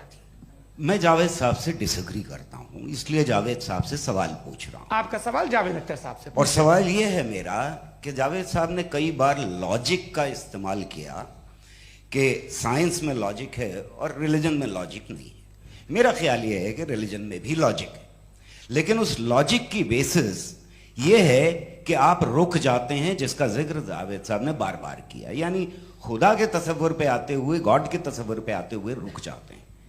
और इसमें सवाल पूछना मतलब फॉरबिडन होता है। सवाल यह है कि क्या जावेद साहब इससे एग्री करते हैं कि साइंस की लॉजिक अलग है और रिलीजन की लॉजिक अलग है? बताइए सर। देखिए, 3 चीज़ें हैं, साइंस है, एक है मंतिक है, इस्तिदलाल है, और एक जो है कुछ भी नहीं है, फेथ है, अकीदा है। मैं अकीदे की लॉजिक का कायल नहीं हूँ। मुझे आप इस्तिदलाल से, लॉजिक से, रीज़न से समझाइए, मैं मानने को तैयार हूँ, मेरा क्या नुकसान होगा। लेकिन ये कि अकीदे पे मैं नहीं जा सकता हूँ। अकीदे का मतलब है कि तुम ये मान लो, सवाल ना करो, ये नहीं। आप सारी बातें करके, बड़ी साइंटिफिक बातें करके एक जगह जाके खुदा के वजूद पे रुक जाते हैं, सरेंडर कर देते हैं। मैं सरेंडर करने को तैयार नहीं। That's all. जी, ये आगे सर बैठे हुए हैं, इनको माइक दीजिए। भाई वो आप पूछना चाह रहे थे ना भाई? हाँ, नहीं मैं ये थैंक यू जी। आपका नाम? आसिम इफ्तिखार। आसिम जी, पूछिए।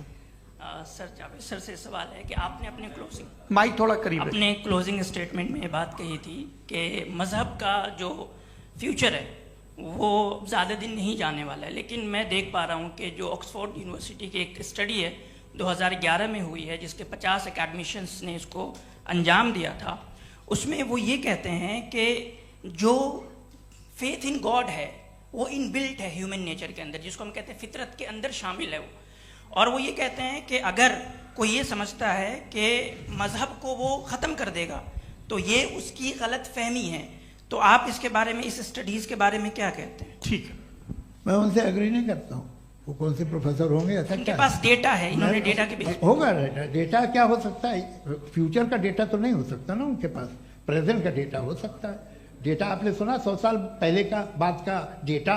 मैंने तो नहीं सुना आज तक।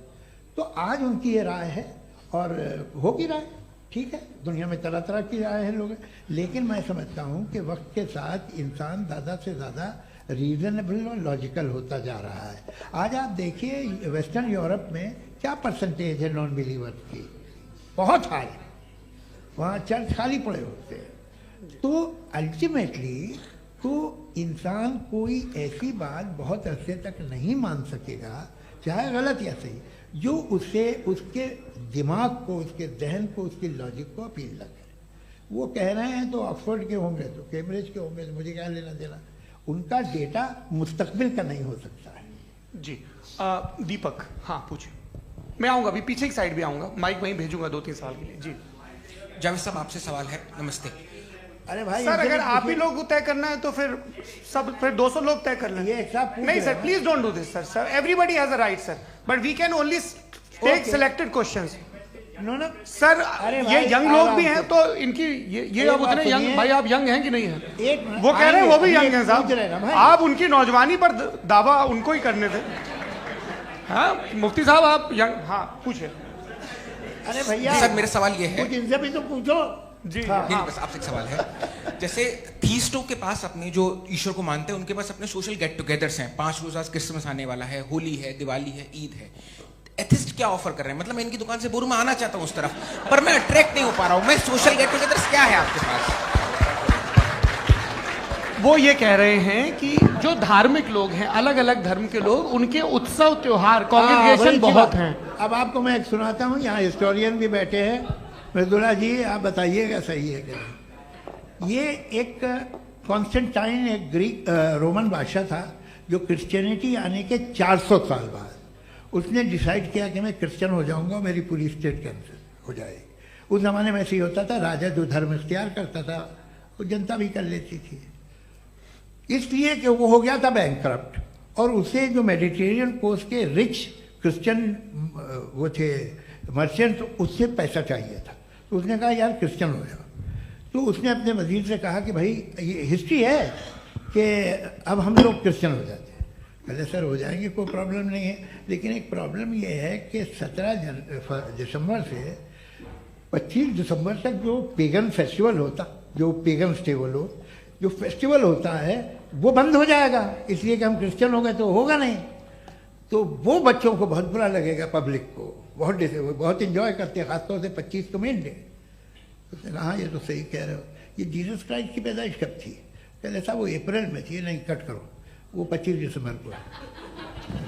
ये हकीकत है जी। और 400 साल बाद क्रिश्चियनिटी के अप्रैल से दिसंबर ले आए, और इसलिए कि यहाँ पेगन फेस्टिवल होता था। अब मनाते हैं आप आराम से। ये जो सारे फेस्टिवल हैं ये रिलीजन से, हर एक को एक इंटरटेनमेंट डिपार्टमेंट चाहिए होता है अपनी कंपनी चलाने के लिए। तो ये रिलीजन ने, ये सेकुलर त्योहार थे जिन्हें रिलीजन्स ने ले लिया है। ये मौसम के थे, फसलों के थे, किसानों के थे, उसको आपने लेके रिलीजियस रंग दे दिया। ये कोई रिलीजन से थोड़ी आए आप। अच्छा हमें देखिए, हम तो मुल्द हैं, हम ईद मनाते हैं, हम दिवाली मनाते हैं, हम होली मनाते हैं, हम क्रिसमस मनाते हैं। बम्बई की फिल्म इंडस्ट्री की सबसे बड़ी होली हमारे घर में, सबसे बड़ी ईद हमारे घर में। वो हमारी सोशल वो है, हमारा हेरिटेज है। ऐसा थोड़ी है कि we will throw the baby along with the water. ये तो अच्छी चीज़ है, इन्हें रखो, जो बेकार है फेंक दो। जी हाँ हेलो जी, मेरा सवाल नादवी जी से है। जैसा कि आपने बोला कि गॉड टाइम के भी परे हैं, और गॉड इतनी कॉम्प्लेक्स चीज़ है कि उसे ह्यूमन माइंड समझ नहीं सकता, और गॉड ने अर्थ पे फ्री विल भी दे दी है। तो आप अपना वक्त ज़ाया क्यों कर रहे हैं गॉड के बारे में बात करके? अपन को तो बात करनी चाहिए कि सोसाइटी को बेहतर कैसे करें। जी, मैं गॉड वही बताता है सोसाइटी को कैसे बेहतर करे। अभी मैं आपका जवाब देता हूं। आपने कहा कि टाइम पे वो एग्जिस्ट नहीं करता, सो मेरा सवाल ये है कि जैसा आपने बोला कि गॉड बहुत ही कॉम्प्लेक्स चीज है, मैंने कहा ही नहीं कि कॉम्प्लेक्स है, तो आपके अल्फाज हैं। कॉम्प्लेक्स का लफ्ज गॉड के लिए सुइटेबल नहीं है। क्यों? क्योंकि कॉम्प्लेक्स वो चीजें होती हैं जो ऑब्जेक्ट हो। God is not an object जिसको आप इंस्ट्रूमेंट के जरिए लेबोरेटरी में जाके टेस्ट करें, oh it's very complex. No, वो कोई कार का इंजन नहीं है। मेरा वो फिलोसॉफिकली नेसेसरी बीइंग ऐसी बीइंग है जो सिंपल बीइंग है। हाँ, आप उसको मुकम्मल तौर पे उसकी तमाम हिकमतों को जान ले और हर चीज को जान ले, ये पॉसिबल नहीं है, क्योंकि वो ऑल वाइज है, आप ऑल वाइज नहीं है, और वो खुदा है, वो आपको सारी चीजें बता दे, ये जरूरी नहीं। मेरा सवाल ये नहीं था, मेरा सवाल ये था कि जब गॉड इतना परे है इस दुनिया से कि उसने अर्थ पे फ्री विल भी दी है, हम सब ह्यूमंस की फ्री विल है, और जो सोसाइटी में हो रहा है वो अपन लोग डिसाइड करेंगे, तो अपन लोग डिसाइड नहीं करेंगे ना, अपन लोग डिसाइड नहीं करेंगे। गॉड जो है, गॉड ने वो उसकी जात, उसकी एग्जिस्टेंस टाइम एंड स्पेस से परे है, लेकिन वो हमारा टेस्ट ले रहा है और उसी गॉड ने हमें बताया कि तुम्हें क्या करना है क्या नहीं करना है, तो जाहिर है उस गॉड की बात सुनेंगे ना। जी, वो पीछे एक चश्मा लगाए जो मैम खड़ी हैं, उनको दीजिए। हाँ, आप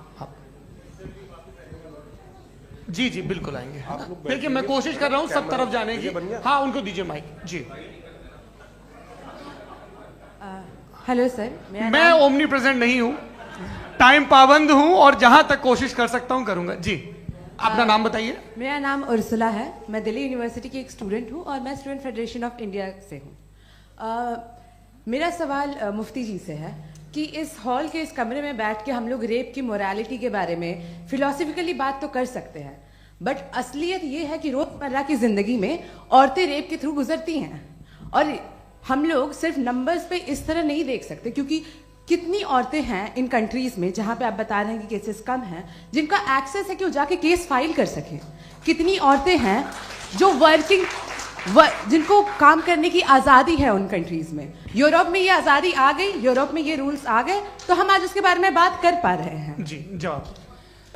आपने ये कहा कि कमरे में बंद होकर हम लोग इस पर फिलोसफिकली बात कर सकते हैं, लेकिन हकीकत में क्या हो रहा है, वो ग्राउंड लेवल पे क्या हो रहा है, जो बहुत गलत हो रहा है, और वो सफर कर रही हैं। आई अग्री, बहुत गलत हो रहा है, और जो गलत हो रहा है उसको हमें रोकना है। और क्यों रोकना है, वो गलत क्यों है, हमारे पास इसका ऑब्जेक्टिव फाउंडेशन है, इनके पास उसका ऑब्जेक्टिव फाउंडेशन नहीं है। मैं ये कहना चाह रहा हूं कि जहां पे भी जुल्म हो रहा है, जहां पे भी औरत पे जुल्म हो रहा है, या उसकी इज्जत लूटी जा रही है, या उसे तकलीफ पहुंचाई जा रही है, और सिर्फ औरत नहीं, किसी इंसान के ऊपर भी जुल्म हो रहा है, तो उसके खिलाफ खड़ा होना, ये मोरालिटी हमारे पास गॉड के पास से आई है। वरना जावेद साहब तो कह रहे हैं कि जो है मेजॉरिटी डिसाइड करेगी, तो मेजॉरिटी तो कभी भी बदल सकती है।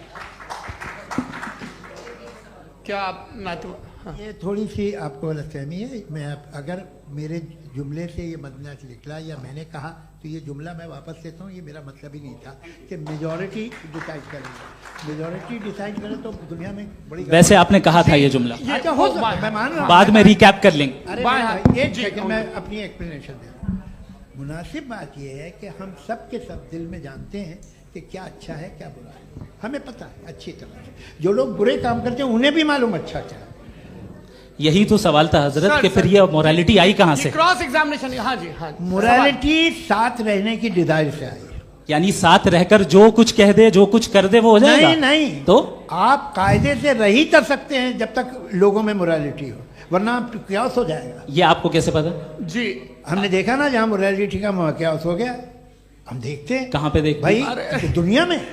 आप जो कह रहे हैं, आप कहीं पे अगर गलत हो रहा है, इस बहस तो के उसको बाद आप में गलत देखिए। आप एपिस्टेमोलॉजी की बात कर रहे हैं, मैं ऑन्टोलॉजी की बात कर रहा हूं। मैं इस बहस फाउंडेशन आप क्या है? दोनों लोगों को चाय पे होस्ट करूंगा, वहां पे क्रॉस एग्जामिनेशन कर लीजिएगा। अभी ऑडियंस का हक मार रहे हैं आप लोग भाई, सर जस्ट लोग हैं आप लोग। और ये भाई ये हाँ, उधर आएंगे, जी सर आएंगे। अच्छा सर मेरा नाम लईकुर रहमान है और मैं अलीगढ़ मुस्लिम यूनिवर्सिटी का स्टूडेंट हूँ, और जहाँ तक मुझे पता है कि sir you are also product of Aligarh Muslim University. मैं भी उसी चमन का बुलबुल। हाँ सर, तो बहुत खुशी हुई मुझे जान करके कि मैं आपसे मिलूंगा। सवाल सर, मेरा सवाल यह है, सर सैयद अलैहि रहमा का नज़रिया यह था कि खुदा के वजूद को अक़ल के दायरे में रह करके तलाश करना, न कि पूरी तौर से उसका इनकार कर देना। Sir how will you define it? नहीं, तो ये तो आप इन्हें बताइए। ये सवाल आपसे खुदा का वजूद साबित कर रहे हैं, तो सर आपने इनकार कर रखा है, इस वजह से मेरा क्वेश्चन। उन्होंने यही सर से एक सेकंड, सर सैयद ने यही कहा ना कि अक्ल से आप खुदा के वजूद को साबित नहीं कर सकते, यही कहा ना भाई। वो उन्होंने कहा कर सकते हैं और वो कर दिया गया आज। वो फोन तलाश करना या साबित करना अक्ल से अक्ल से नहीं हो सकता। अरे सवाल तो सुन लीजिए जी। अक्ल से नहीं हो सकता है, यही कहा ना आपने। अक्ल से हो सकता है। अरे वो यही कह रहे हैं भाई, आप बता रहे हो सकता है, वो तो कुछ और। आप अगर सर देखो नौजवान फोन ले लो, वो इतनी कमाल की यूनिवर्सिटी है। अरे भाई दे दो ना जरा, एक मिनट दे दो भाई, मेरी बात सुनो, माइक पे बोलो ताकि जो लाखों लोग देख रहे हैं। माइक दे दो ना। अरे देंगे ना माइक, तुम ठहरो तो।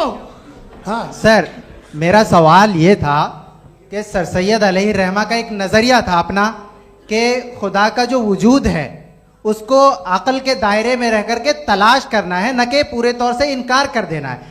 ये उनका कॉन्सेप्ट था।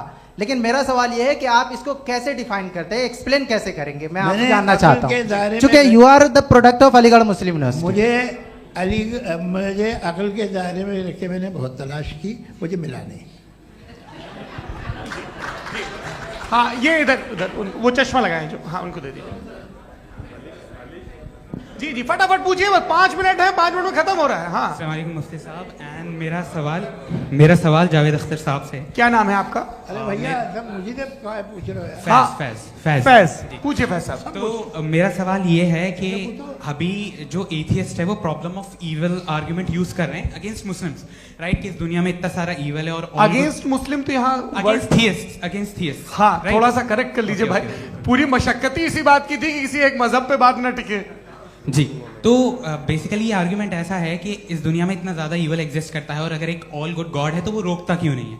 लेकिन इस सवाल में एक हिडन अजम्पशन ये है कि इस दुनिया में ईवल एग्जिस्ट करता है। अब एथियस्ट ये कैसे ऑन्टोलॉजिकली प्रूव कर सकते हैं कि इस दुनिया में ईवल एग्जिस्ट करता है? मैं आपको बताता हूँ, थोड़ा सा समझा। नहीं सर, आप हम लोग इनको सुनिए। नहीं please don't do that. I want to explain ontologically. नहीं हम समझ गए सर, इनको अब जवाब देने दीजिए। अच्छा सवाल पूछ लो। मैं अभी तक क्या था वो मैं थोड़ा सा ऐड ऑन कर लेता हूँ। तुम गुरु, तो हम जब इसका राउंड 13 करेंगे ना तब तुमको स्टेज पे बिठाएंगे। जी तो हाँ जल्दी से। तो देखिए एथियज्म के हिसाब से सब कुछ रैंडमली बन गया है, सब कुछ एटम्स और मॉलिक्यूल्स है। एक पत्थर में और मुझ में सिर्फ इतना फर्क है कि हम लोग एटम्स और मॉलिक्यूल्स का अलग अलग रीअरेंजमेंट है। अब एक पत्थर को कोई इंसान तलवार से 2 टुकड़ों में काट दे या मुझे, according to atheism it is same. There is no evil and good according to atheism. जी अच्छा, फैज साहब का सवाल ये है कि हाँ कोशिश भी करते तो इससे गलत सवाल नहीं कर पाते।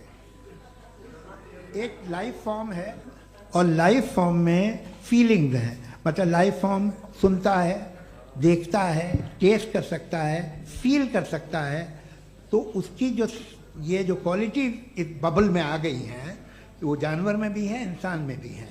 तो जाहिर है कि उसे कोई तकलीफ पहुंचेगी, तो चूंकि उसके पास वो सेंसिटिविटी है तो मैं करेगा। पत्थर में वो सेंसिटिविटी नहीं है। तो ये क्या सवाल हुआ कि अगर पत्थर को काटा तो पत्थर को तकलीफ नहीं होती, तो आपको काटे तो आपको क्यों तकलीफ हो? बैठ जाइए। जी हाँ अगला सवाल। हाँ पूछे जी जावेद अख्तर साहब। अरे भैया सब आप लोग मुफ्ती साहब को छोड़ रहे हैं और मेरे ही पीछे पड़े हैं क्या? चलो बोलो भाई।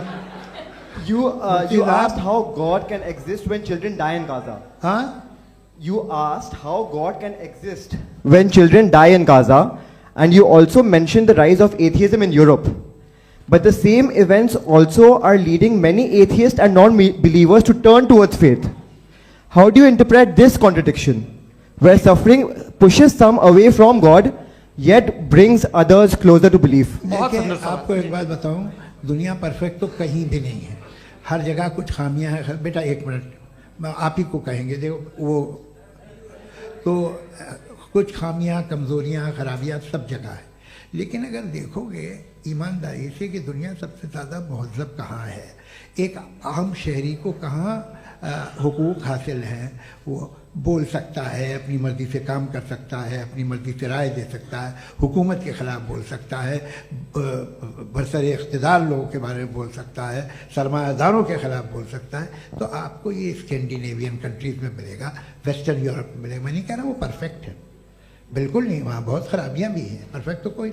लेकिन जिन जिन मुल्कों में, लैटिन अमेरिका देखो, गल्फ देखो, वहाँ पर आपको ये ज़रूर है कि रेप नहीं होते होंगे। रेप की ज़रूरत क्या है भाई? उसको तो ख़रीद लो, घर में रखो, सड़क पर रेप करने की क्या ज़रूरत है? मगर सुनिए, मगर हकीकत ये है कि वहाँ शख्सी आज़ादी राय देने की, बोलने की नहीं है। जी ये एक आखिरी सवाल मुफ्ती साहब से। हाँ मैम, इनको माइक दीजिए। शुक्रिया। मेरा नाम मनीषा है, मैं हरियाणा से आई हूँ। मैं मुफ्ती साहब से एक बात पूछना चाहती हूँ। आप बार बार जावेद साहब को कॉन्ट्राडिक्ट तो कर रहे हैं कि आपने ये कहा, लेकिन आप भी अजम्पशंस के बेसिस पे बात कर रहे हैं।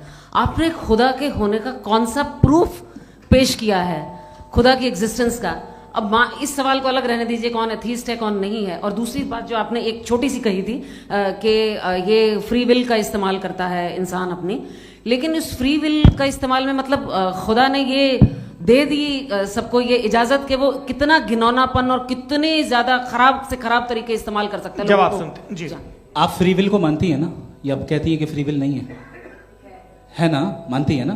तो अब आपके पास इसका कोई एक्सप्लेनेशन नहीं है कि अगर एक इंसान उस फ्री विल का इस्तेमाल करके गलत काम कर रहा है और बच के अच्छी जिंदगी गुजार के निकल जा रहा है, उसका कोई रिकॉम्पेंस नहीं है। हमारे वर्ल्ड व्यू में जो इंसान गलत काम कर रहा है उसको भी रिकॉम्पेंस यानी उसका बुरा बदला मिलना है, और जो सही काम कर रहा है उसको सही बदला मिलना है। लिहाजा जो फ्री विल है वो इस तरीके से है कि एक लिमिटेड टाइम तक खुदा ने मोहलत दी है। ऐसा नहीं कि छूट दे दी, जो करना है करते रहो हमेशा। वक्त आएगा जब एग्जाम का टाइम खत्म होगा तब रिजल्ट आएगा। दौराने एग्जाम जबरदस्ती आपको नहीं बताया जाएगा। अरे भाई एक सेकंड जी, एक सवाल मुफ्ती साहब से मेरा, मुफ्ती साहब से जी, रुक जाइए। आपसे फोन, आप इसके बाद आपसे यही रहेंगे वो। हाँ, बोलिए। मैं मुफ्ती साहब एक ही सवाल करता हूँ कि अगर जो हो रहा है फ्री विल से हो रहा है और एक दिन बरोज़ क़यामत इंसाफ होगा मैशर में वगैरह वगैरह, तो दुआ क्यों मांगते हैं लोग? दुआ मांगते हैं इसके मतलब है अभी भी उसने ये डिपार्टमेंट रखा है कि मैं रोजमर्रा की जिंदगी में बिल्कुल बिल्कुल ही कैन। तो तुम कैन हो, तुम मुझे नौकरी दिला देते हो, मेरे बेटे को ग्रीन कार्ड दिला देते हो, और 45,000 बच्चे मरते उन्हें रोकते नहीं हो। नहीं तो क्या आप ये कह रहे हैं कि इस दुनिया में जालिमों को कभी पकड़ ही नहीं होती है? अरे जो भी पकड़ होगी वो बच्चे रोते हैं। बिल्कुल, देखें मैंने अपने ओपनिंग स्टेटमेंट में यही कहा था कि जनाब जावेद साहब सिर्फ इमोशनल आर्गुमेंट देंगे। This is an emotional argument. ये छोटे मोटे इसके पीछे का रीजन मैंने बताया क्या है, इसके पीछे का रीजन क्या है मैंने बताया। मंच से आप लोगों को सज्जनों इसलिए कह रहा हूं ताकि थोड़ा सा आपके कॉन्शियंस पे जोर रहे कि आपको ऑर्डर बचा के रखना है। वक्त तय हुआ था, ये वक्त पूरा हुआ, आपने इतने धैर्यपूर्वक सुना, मैं आप सबका बहुत बहुत शुक्रगुजार हूं। यदि इन दोनों विद्वानों की इच्छा होगी तो कभी हम इस बातचीत का राउंड 2, राउंड 3, यही तो देखिए खूबी है इंसान की कि बहस मुबाहसे में वो पड़ा रहता है। आप लोगों ने बड़े धैर्य का परिचय दिया, बहुत बहुत शुक्रिया। इसी के साथ ये बातचीत यहाँ पे समाप्त होती है। आप लोग को मैं एक बात बता दूं, ये सारी बहस हो गई, अब मुफ्ती साहब और बड़े मुफ्ती साहब इन के साथ मैं खाना खाने वाला हूँ। अच्छा।